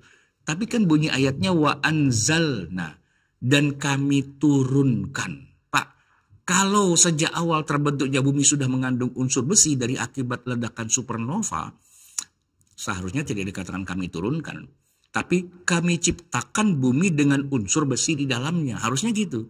Tapi kan bunyi ayatnya tidak kami ciptakan bumi dengan ada unsur besinya. Allah menyebutnya wa anzalna. Dan kami turunkan apa? Besi. Bukan bumi ya, besi gitu. Nah ini kan nggak nyambung sebenarnya, ya kan? Nah ada lebih banyak lagi ayat-ayat sains yang kelihatannya sains, tapi sebenarnya jawabannya simple sih ya. Jawabannya sederhana, yaitu apa? Al-Quran tidak diturunkan di zaman modern. Jadi tidak diarahkan untuk ngobrol kepada para astronom, para saintis, enggak. Al-Quran bayangin, dia turun di abad ke-7, ngomongnya kepada orang Arab yang nggak ngerti sains sama sekali. Siapa orang Arabnya? Para pujangga. Al-Quran itu turun kepada para pujangga Arab. Yang mana Al-Quran kemudian menantang mereka, lu bisa bikin nggak yang kayak gini? Dan namanya bahasa para pujangga, rata-rata bahasanya itu rada-rada ngawur gitu. Ngawur bahasanya. Kenapa? Ya tadi bahasa yang ada istilahnya namanya hiperbola. Gitu. Ada bahasa sarkasme, ya kan? Ada bahasa macam-macam tuh. Kalau kita belajar kesusastraan, itu ada gaya-gaya bahasa gitu. Nah, Al-Quran itu turun dalam nuansa sastra yang sangat tinggi. Anda kalau memahami Al-Quran dengan sains, Anda akan kelibas sendiri karena nggak begitu sainsnya. Ya sama dengan lagu anak-anak Pak, lagu Bintang Kecil. Itu kan dari awal sudah salah. Mana ada kok bintang tuh kecil? Semua bintang tuh besar. Ukurannya seukuran matahari. Kalau bumi kita bola golf, maka matahari itu bola basket. Nah, segede-gede gitu ukurannya kok dibilang kecil, kan keliru. Ya kan? Maka harus dikoreksi semua lagu anak-anak. Bintang kecil, salah. Bintang besar, gitu harusnya kan. Tapi kalau itu kan ngomongnya kepada para pakar sains. Ini kita lagi ngomong sama anak kecil dengan segala imajinasi mereka. Dalam imajinasi seorang anak kecil, bahkan kebanyakan kita, bintang di langit itu kelap-kelip Pak. Tapi saya tanya, emang ada bintang yang kelap-kelip? Nggak ada. Semua bintang tuh bercahaya, mengeluarkan UV yang segitu gedenya, sumber energi yang gede. Mana ada matahari kelap-kelip? Nggak ada. Cuman kalau lagi senja Pak, ketika matahari sudah mau tenggelam gitu ya, kita pun menggunakan istilah tenggelam kan. Matahari jadi redup, jadi bola matahari dan sebagainya. Lalu kalau kita lihat dari kejauhan tuh Pak, di rerumputan itu kayak ada rumput-rumput lalu matahari kayak nancep gitu. Maka ada judul ketika matahari tertancap di ilalang. Wah, itu puitis Pak. Jangan dia matahari ketancap, ilalangnya kebakar dong gitu. Ya enggak gitu. Baik jamaah sekalian yang dirahmati Allah, itulah sebagian dari yang namanya ayat-ayat mutasyabihat. Kemutasyabihatan itu kadang-kadang memang tidak ada maknanya dan kita nggak ngerti maknanya. Tapi ada juga yang dia kayak bertentangan dengan sains, tapi ternyata jawabannya adalah lewat bahasa sastra. Karena dia sastra, maka dia bebas mau ngomong apa saja. Baik jamaah sekalian, yang terakhir yang ketiga itu adalah ayat-ayat khilafiyah fiqhiyah, tapi saya akan selesaikan ini pada minggu depan ya. Jadi pada pertemuan berikutnya begitu banyak ayat-ayat yang menjadi sumber khilafiyahnya para ulama, misalnya sentuhan kulit suami istri dan batal apa tidak batal wudhunya.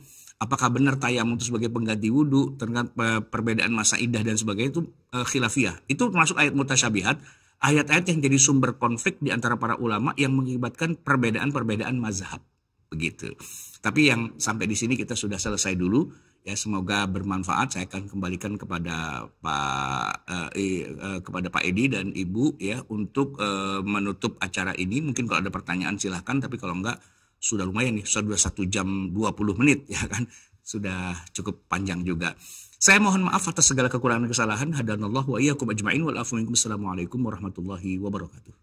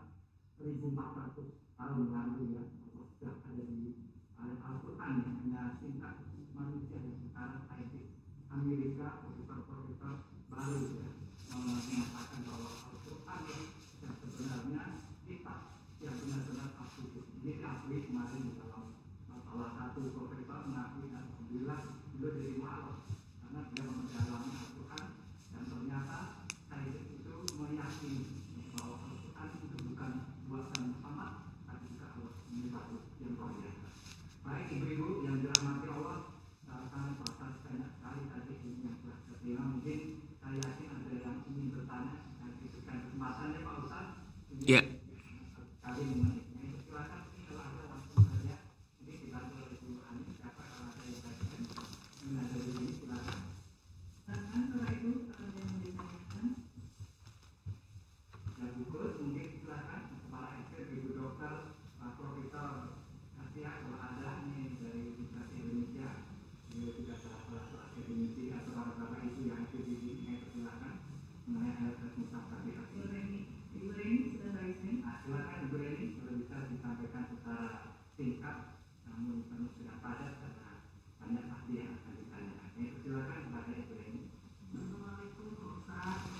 Ya, waalaikumsalam warahmatullahi wabarakatuh.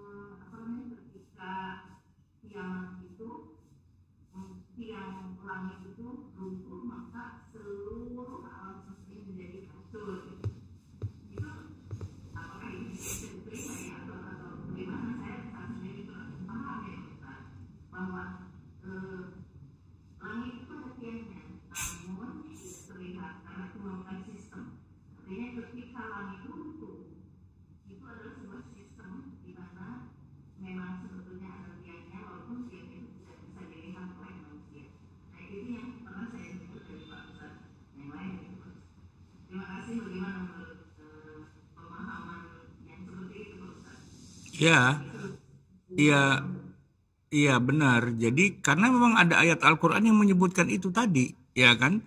Langit itu, mana tadi ayatnya coba? Langit tanpa tiang. Saya tampilkan ya. Allahul ladzi rafa'as samawati bighairi amadin tarawunaha. Allah yang mendirikan langit tanpa tiang sebagaimana yang kamu lihat. Ya kan? Disebutkan tanpa tiang yang kamu lihat, berarti tiangnya ada, cuman nggak kelihatan. Kan itu bisa ditafsirkan ke sana kan. Bi ghairi amadin tarawnaha, tanpa tiang yang terlihat. Ada sebagian kalangan yang menafsirkan, oh iya, langit itu ada tiangnya, cuman tiangnya nggak kelihatan. Gitu kan. Nah maka nanti di akhirat, di menjelang kiamat, tiangnya dirobohkan, maka langitnya runtuh. Kan dalam kepala kita jadi kepikiran gini, oh langit itu sama dengan langit-langit ya. Langit-langit rumah kita ada tiangnya. Kalau tiangnya pada hancur, langit-langitnya kita ketimpa langit-langit gitu. Kan itu yang kepikiran di kita kan ketika baca ayat ini dengan penafsirannya. Tapi kalau kita bicara tentang sains, pertama ini dulu, langit itu apa?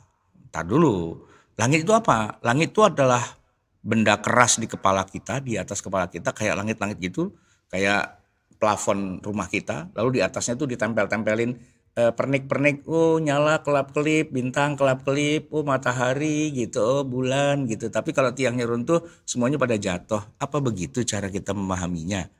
Iya, dulu tapi ketika ilmu astronomi belum berkembang. Emang begitu dulu orang cara memahaminya. Kebetulan ayatnya ngomong kayak gitu. Lalu dia bilang, tuh kan kata Quran begitu, gitu. Nah hari ini jamaah sekalian, iya enggak lah, ya kan? Yang dibilang langit itu apa? Ntar dulu kita bedain. Ada atmosfer. Di dalam atmosfer itu pastinya ada awan-awan gitu kan. Nah, terus nanti di luar atmosfer baru itu ada yang namanya planet gitu. Nah di luar dari tata surya kita ada bintang-bintang yang lain gitu kan. Jadi itu aja udah jauh ya kan. Cuman memang dalam bahasa Al-Quran planet dan bintang itu nggak dibedain Pak, Bu, nggak dibedain. Ya pokoknya dibilang bintang aja gitu kan. Bahkan meteor pun juga nggak dibedain. Kita sains modern bisa bedain, oh ini meteor. Meteor tuh asteroid yang nyasar kena gravitasi bumi. Masuklah dia ke atmosfer kita. Orang kita bilangnya bintang jatuh. Enggak lah. Ya, tapi kan orang barat pun bilang the shining star. Apa namanya kalau meteor tuh pasti bahasa Inggrisnya pokoknya bukan komet. Jadi yang jatuh itu Pak, set yang make a wish gitu. Kalau ngelihat bintang jatuh kan mereka menyebutnya dengan bintang jatuh juga. Meteor, iya. Mereka bilang bintang jatuh juga loh. Orang barat loh bilang bintang, padahal kan meteor bukan bintang. Meteor kan asteroid yang nyasar gitu kan. Nah, di luar dari atmosfer bumi, keluar itu adalah planet ya kan. Yang kadang-kadang beberapa planet tuh kelihatan nyala terang. Kita orang Indonesia menyebutnya bintang kejora. Kita nyebutnya bintang, salah tuh padahal. Harusnya dia Venus ya kan. Venus. Di bahasa Arab ya disebut bintang juga, disebut dengan apa namanya taroid atau apa gitu saya lupa ya dalam di situ. Nah yang tadi meteor yang nembus itu dalam Al-Quran disebut dengan bintang juga, an-najmus tsaqib was-sama'i wat-tariq wa ma adraka mat-tariq an-najmus tsaqib. Kamu tahu gak apa itu at-tariq? Surat at-tariq ya kan? Bintang yang saqib, bintang yang menembus gitu. An-najmu as-saqib, bintang yang menembus langit kita. Kita nggak bilang bintang sebenarnya kalau secara astronomi, itu meteor.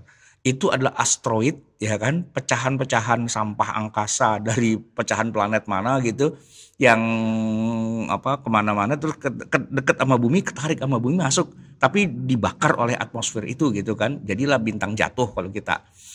Nah yang orang-orang barat bilang make a wish gitu katanya. Kamu bikin harapan tuh ada bintang jatuh gitu istilahnya. Nah dijelaskan secara astronomi modern bukan. Enggak ada itu semua. Itu bukan bintang gitu kan. Astronomi modern kan menjelaskan itu semua. Nah tapi ayat-ayat Al-Quran memang masih ngomongin kayak sebagaimana orang di zaman itu. Ya kan bahwa langit itu tidak ada tiang yang kelihatannya. Terkesan seolah-olah beneran itu padahal enggak. Ini kira-kira seperti kita ngomongin tadi, bintang kecil di langit yang tinggi. Bahkan itu ya, lagu anak-anak tuh sangat berbahaya. Kenapa? Karena aku ingin terbang dan menari ke tempat kau berada. Mati Pak tuh anak kalau ke tempat bintang itu. Mati Pak, nggak ada oksigen di sana. Tapi kita santai-santai aja. Wah anak ini hebat, mau terbang ke bintang katanya. Mau ngapain? Mau memetik bintang. Lagu anak-anak, ambilkan bulan Bu. Ya bulan mau diambil, gelap dong tar gitu ya. Nah itu kan bahasa sastra, bahasa lagu anak-anak. Biarin aja, itu adalah seni gitu kan. Nah Al-Quran itu, balik lagi ya. Al-Quran itu adalah bahasa sastra. Jangan dimaknai secara fisika. Jangan dimaknai secara geologi, jangan dimaknai secara astronomi, nggak nyambung gitu. Dan Al-Quran sendiri kan itu firman Allah ya. Allah juga nggak ngomong kepada para astronom, nggak ngomong kepada ahli geologi, nggak ngomong kepada para saintis yang ada di abad 21. Allah ngomongnya kepada orang Arab. Di abad ke-7 dengan pemahaman yang seperti itu, ngapain Allah ngomong galaksi? Ngapain Allah ngomong astronomi yang kemana-mana? Yang diajak ngomong ya sesuai dengan cara berpikirnya dia. Nih lihat, ketika Allah cerita tentang surga, ya kalau buat saya Pak, saya orang Indonesia, sering ke puncak, sering ke Bogor Pak, sering ke gunung-gunung ya kan, sering ke apa sungai-sungai, boring Pak. Surga isinya gitu-gitu doang, masa cuman kebun doang? Di dalamnya ada kebun-kebun yang mengalir sungai-sungai. Ya sungai, banyak Pak di sini sungai mengalir gitu. Kalau surga gitu doang, mah ngapain kita ke surga? Ya kan gitu Pak, ya kan? Tapi ketika Allah cerita surga isinya adalah kebun-kebun dan sungai-sungai kepada orang Arab, nah dia tinggalnya di gurun Pak, ya kan? Dalam kacamata mereka, kalau ada kebun-kebun yang di dalamnya ada sungai-sungai mengalir, itu surga. Iya, ya kayak gitu penggambaran surga. Kalau saya Pak digambarin surga, isinya adalah kebun-kebun dan ya istilahnya sungai-sungai mengalir, kata orang Cisarua Pak. Tiap hari juga aing mah lihat kebun katanya, lihat cai gitu, lihat sungai gitu, tiap hari udah ngapain lagi ke surga jauh-jauh di sini ada gitu kan. Nah, oke, itu kan penggambaran. Kalau buat orang kita zaman sekarang, seandainya Quran turun zaman sekarang Pak, ya kehebatan surga itu pasti nggak digambarin dengan kebun-kebun, nggak. Tapi justru dengan apa bangunan yang menjulang, wah gitu ya kan. Dengan apalagi dengan segala keajaiban-keajaiban yang menurut versi kita gitu kan. Nah Quran tidak turun kepada kita, tidak turun kepada orang di zaman kita. Jadi kalau menggambarkan surga, nggak kepada kita selera kita, nggak. Kepada orang Arab di abad ke-7 yang hidupnya gurun pasir. Dalam pandangan mereka kalau surga digambarkan dengan kebun-kebun, dengan sungai, ya itu lebih lebih masuk akal. Sekarang saya mau tanya Pak, beneran nggak sih surga isinya cuma kebun doang? Ya enggak lah pastinya kan.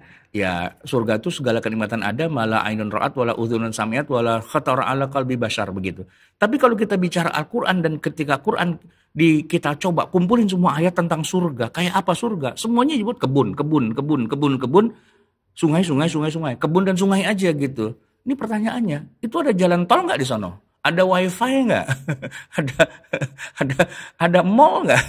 Masa kita main di kebun mulu? Kapan gua belanjanya gitu? Coba Pak, saya mau nanya, ada nggak surga digambarkan ada mall yang gede yang kita bisa beli apa aja di situ dan tanpa harus bayar karena semuanya free gratis? Ada warung-warung makannya nggak gitu, tempat makan yang enak gitu? Ada tempat main skinya nggak? Ada nggak? Nggak ada ya. Di Quran nggak ada dijelaskan itu. Tapi Anda yakin nggak bahwa di surga tuh semua kenikmatan ada? Iya. Iya, tapi kenapa kok yang disebutkan kenikmatannya cuman kebun, sungai, kebun, sungai, kebun, sungai? Karena ngomongnya sama orang Arab di masa itu. Nggak ngomong kepada kita, gitu kan. Nah, itu yang harus kita pahami dari ayat-ayat Al-Quran. Nah, banyak orang di zaman sekarang ini yang kalau baca Quran tuh harfiah saja. Ya udah, Quran bilangnya kebun, ya kebun. Quran bilangnya ada tiang, ya tiang udah gitu. Terus nanti kalau kiamat tiangnya runtuh, langitnya jatuh gubrak gitu. Iya, makanya akhirnya banyak orang mencemooh Al-Quran. Itu bukan karena Al-Qurannya, tapi karena juru tafsirnya itu yang pemahamannya segitu-segitu doang, ya kan? Padahal ya itu kan pemahaman orang zaman dulu. Langit tuh kayak atap rumah, ditempelin bintang-bintang kecil, lalu kemudian kalau nggak ada tiangnya ambruk jatuh ke situ. Ya nggak gitulah. Kalau kita dengan pemahaman modern, kalau katakanlah langit pada runtuh, ya mungkin terjadi supernova gitu. Apa? Bintangnya meledak, habis, hancur gitu ya kan. Nah kemudian tabrakanlah antar planet dan sebagainya. Tapi kalau menurut saya sih planet nggak perlu tabrakan. Orang planet tuh walaupun jumlahnya banyak Pak, tapi jarak antar planet tuh jauh banget gitu. Nggak mungkin terjadi tabrakan juga gitu. Saking lebarnya alam semesta dan alam semesta itu kan berkembang terus gitu. Jadi nggak akan terjadi tabrakan gitu. Dibilang bintang-bintang bertabrakan kan kita ngelihatnya tuh bintang padat banget jadi langit gitu. Apa nggak tabrakan tuh? Kita ngomongin tabrakan. Kesononya Pak enggak, jauh banget. Jarak antara kita dengan matahari aja cahaya butuh waktu merambat selama 8 menit. Bagaimana matahari mau tabrakan sama bumi? Jauh banget jaraknya, nggak akan terjadi tabrakan juga sebenarnya kan. Nah cuman imajinasi kita ngelihat langit, banyak banget tuh bintang apa nggak tabrakan gitu Pak. Lalu kita bilang bintang bertabrak-tabrakan. Padahal sih gimana ya mau dibilang bertabrakan? Jaraknya sejauh itu kok tabrakan? Oke, Oke silakan ada lagi pertanyaan yang lain?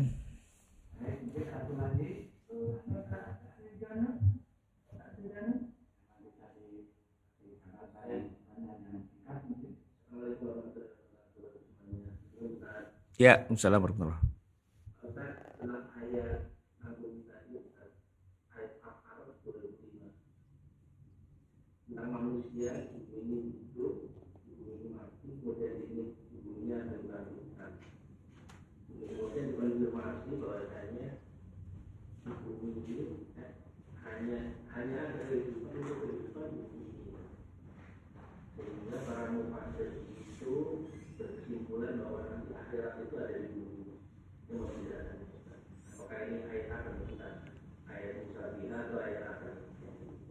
Iya, benar.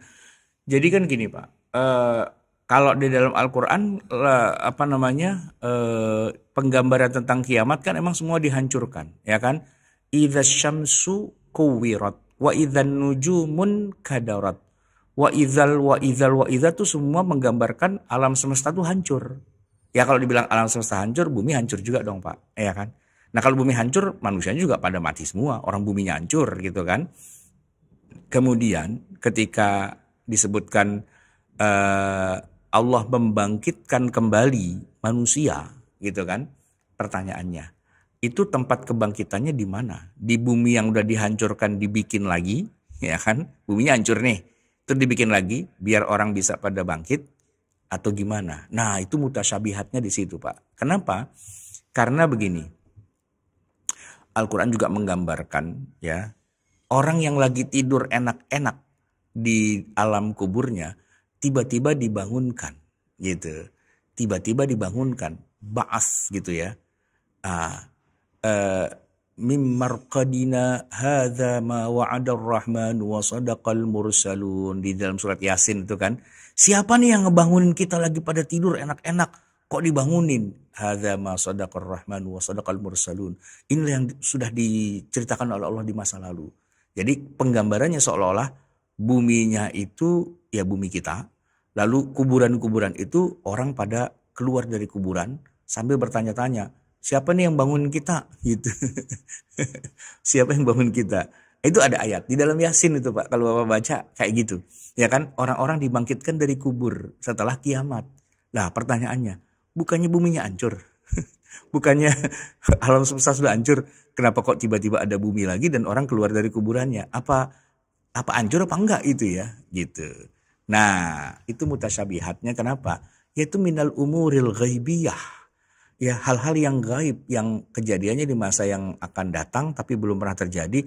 Cuman Al-Qur'an menceritakannya sedetail itu seolah-olah kayak satu sama yang lain tuh tabrakan. Nah, gitu. Satu sama lain ayatnya jadi kayak tabrakan karena di satu sisi Allah bilang matahari digulung, bumi dihancurkan, ya kan, gunung-gunung berterbangan. Bayangin, ya kan?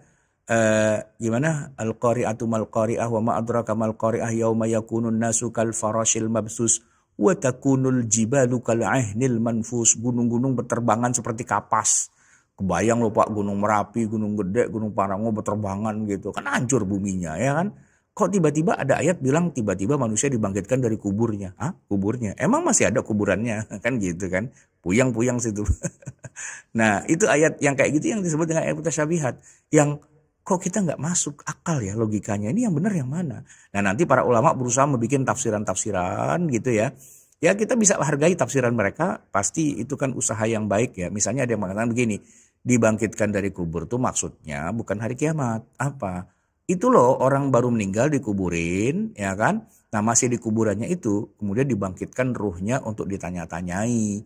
Oh berarti itu siksa kubur ya, bukan kiamat. Iya gitu misalnya. Ada usaha untuk menjelaskan kayak gitu. Ya kita terima-terima saja, ya kan? It's okay lah. Tapi intinya ayat-ayat Al-Quran tuh agak sedikit bentrok satu sama yang lain ya. Tanpa kita mengurangi rasa hormat kita pada ayat Al-Quran karena memang itu kebenaran. Tapi itulah judul besar kita, memahami Al-Quran dan tantangannya. Ada banyak tantangan yang kita hadapi di depan mata untuk bisa memahami Al-Quran. Yang dari situlah terjadi perbedaan pendapat. Begitu. Nah ketika kita angkat masalah ini bukan dalam rangka kita ingin menjatuhkan atau menjelekkan atau memposisikan Al-Quran jadi kitab yang salah. Enggak. Qurannya hebat, kitanya nggak paham gitu kan.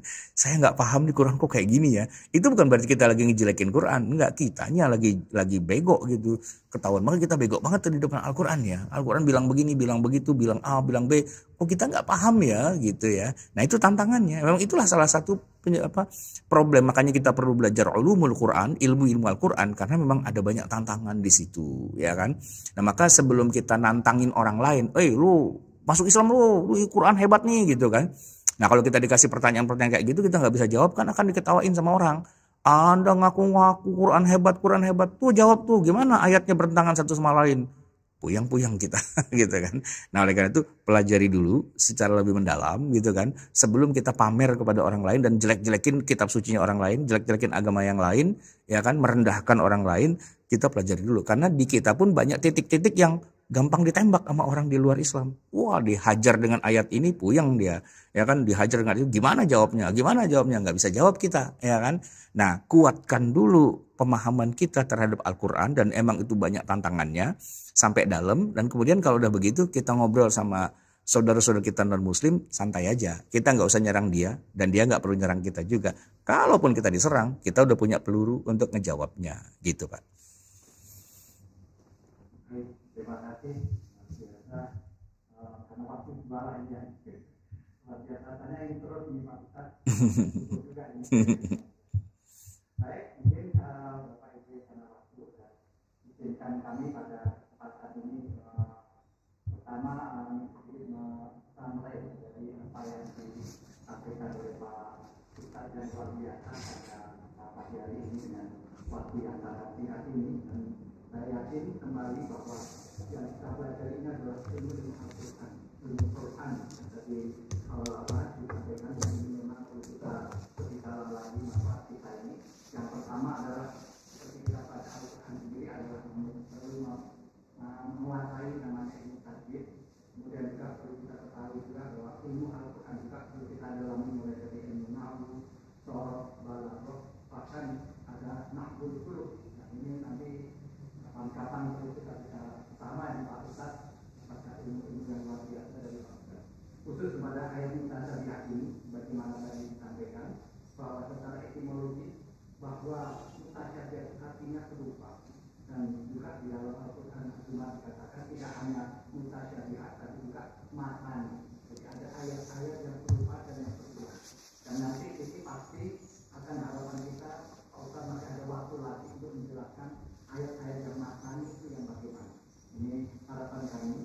Dan juga pada arti yang mutasyabihat itu adalah arti ayat-ayat yang tidak bisa diketahui maknanya dan tidak bisa masuk akal baik secara saintis tadi maupun dari astronomologi, namun perlu ada pendalaman lebih lanjut karena Al-Quran adalah bahasa sastra yang sangat tinggi.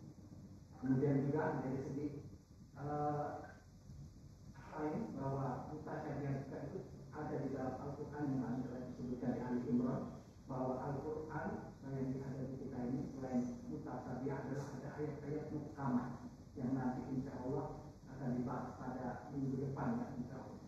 Dan sebagai inti dari tadi bahwa kemudian dari asal mutasyabihat tadi ada yang ayat yang tidak bisa diketahui, ada ayat yang punya banyak makna, di antaranya juga di dalam ayat-ayat yang kita kenal dengan ayat-ayat muqatta'ah atau bahasa visual. Ini sejak dari Rabu pagi Bapak Ibu ya kita pelajari pada bab yang namanya ada hukum-hukum mat, di antaranya adalah ada mad lazim ya, muqatta'ah.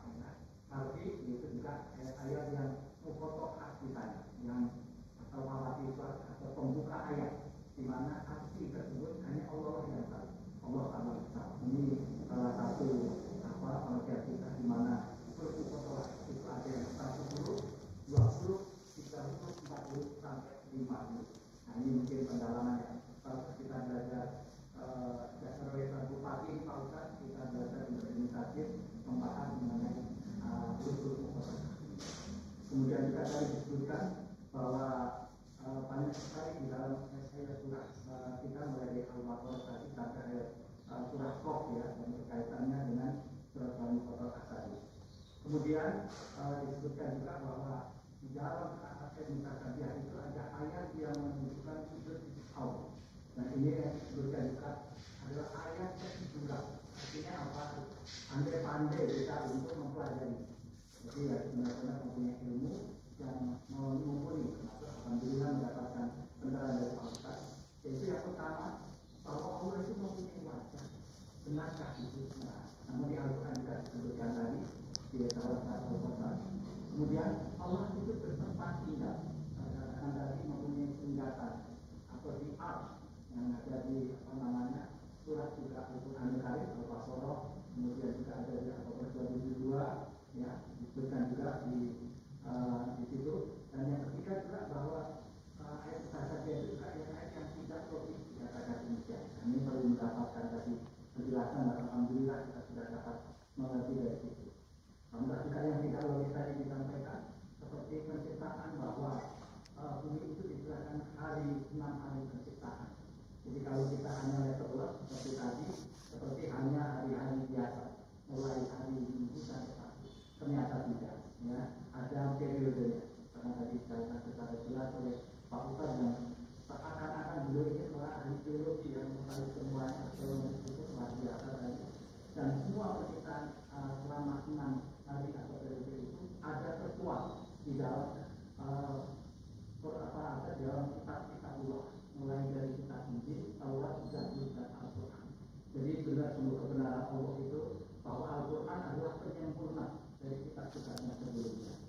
Dan ini merupakan salah satu bukti ya, mukjizat dari Al-Quran. Kemudian juga tadi dibahas mengenai bahwa matahari itu bergerak melalui bumi, matahari berjalan di tempat berbeda. Dan ini kita salah statis apabila tidak mendalami secara lebih dalam. Itu ada di surat Yasin ayat 40. Kemudian juga disebutkan bahwa bentuk bumi bulat atau rata. Nah ini kita betul merasakan ya. Kalau kita lihat film maupun kita melihat di astronomi, bahwa kalau kita pandang bahwa bumi itu adalah datar sebenarnya. Seperti dalam Al-Baqarah 22 dikatakan bahwa dialah yang menjadikan bumi sebagai hamparan di bagimu dan langit sebagai atap. Namun kalau kita lihat dari luar dari bumi atau keluar dari sejarah, bumi itu bulat. Nah inilah yang menjadi tanda dan ini merupakan salah satu bentuk mukjizat dari Al-Quran dan Al-Quran. Dan yang terakhir tadi bahwa bumi dan langit itu ada sisi, masya Allah. Dan kita juga mengetahui ternyata galaksi kita tadi tidak hanya yang sering kita lihat di Pak luar biasa, Merkurius paling tertutup. Akhirnya waktu masih kuliah atau masih di pendidikan dulu, yaitu Merkurius bumi Mars, Jupiter sampai Pluto. Itu yang kita tahu. Ternyata galaksi kita sejak terbaik itu bukan jutaan bahkan miliaran planet. Jadi ini kalau kita aplikasi Big Bang, sekali-kali Pak Ustaz mungkin ada videonya ya, terciptanya bumi atau dunia ini ada dari Big Bang, dan itu ada di dalam Al-Quran. Dan inilah beberapa poin tadi yang terakhir di mana langit dan khasiat. Dan ini masih banyak ini yang akan dibahas ya Pak Ustaz karena waktu jualan. Namun alhamdulillah setelah dari kita sudah mendapatkan satu yang luar biasa. Dan insya Allah di depan apa yang kita lakukan dengan ayat-ayat kematian. Dan semoga kami mendoakan kepada Pak Ustaz agar salah tetap sehat Pak. Amin. Dengan ilmu yang luar biasa ini dari kita semua. Yang kami atas nama manajemen Pak Guru kita pada Tuhan kita tanya. Banyak terima kasih beserta pemahaman hasil. Semoga apa yang menjadi butiran ilmu Bapak Ustaz sama salah ini itu menjadi amal kebajikan dan amal dari yang kita akui sangat terima kasih. Saya demikian dan sama sekali terima kasih kepada Bapak Ibu. Kami masih kita sekali mengambil masalah dan saya yakin masih banyak ya yang belum kita gali. Insya Allah kita bertahan. Saya harapkan terus Pak Ustaz untuk terus mendampingi kami di sini yang wajar. Selanjutnya waktu dan tempatnya silakan Tuhan. Ini menceritakan pada Bapak Ahli Ilmu yang dalam memberikan sampainya sehingga memudahkan untuk memahami materi pada pagi hari ini. Perkenalkan sebelum teman-teman kami sampaikan terima kasih kepada bunda kita yang telah memberikan pikiran ini sehingga menambah wawasan tentang isi Al-Quran. Baik, untuk selanjutnya kami mohon ditutup dengan doa, mohon doanya dari Pak Ustaz. Ya, Baik, mari kita tutup dengan doa. Saya akan bacakan, silahkan diamini. Bismillahirrahmanirrahim. Alhamdulillahi rabbil alamin. Hamdan yuwafi ni'amahu wa yukafi'u mazidah. Ya Rabbana lakal hamdu wa lakal syukru kama yanbaghi li jalali wajhika wa li 'azimi sultanik. Allahumma salli wa sallim wa barik ala sayyidina Muhammadin wa ala ali sayyidina Muhammad. Rabbana zalamna anfusana wa illam taghfir lana wa tarhamna lanakunanna minal khasirin. Rabbana amanna bima anzalta wa taba'na ar-rasula faktubna ma'asy syahidin. Rabbana la tuzigh qulubana ba'da idh hadaitana wa hab lana min ladunka rahmatan innaka antal wahhab. Rabbana atina fid dunya hasanah wa fil akhirati hasanah wa qina adzaban nar. Sallallahu ala sayyidina Muhammadin wa ala alihi wa sahbihi wa sallam. Subhana rabbika rabbil izzati amma yasifun wa salamun alal mursalin walhamdulillahi rabbil alamin. Wassalamualaikum warahmatullahi wabarakatuh.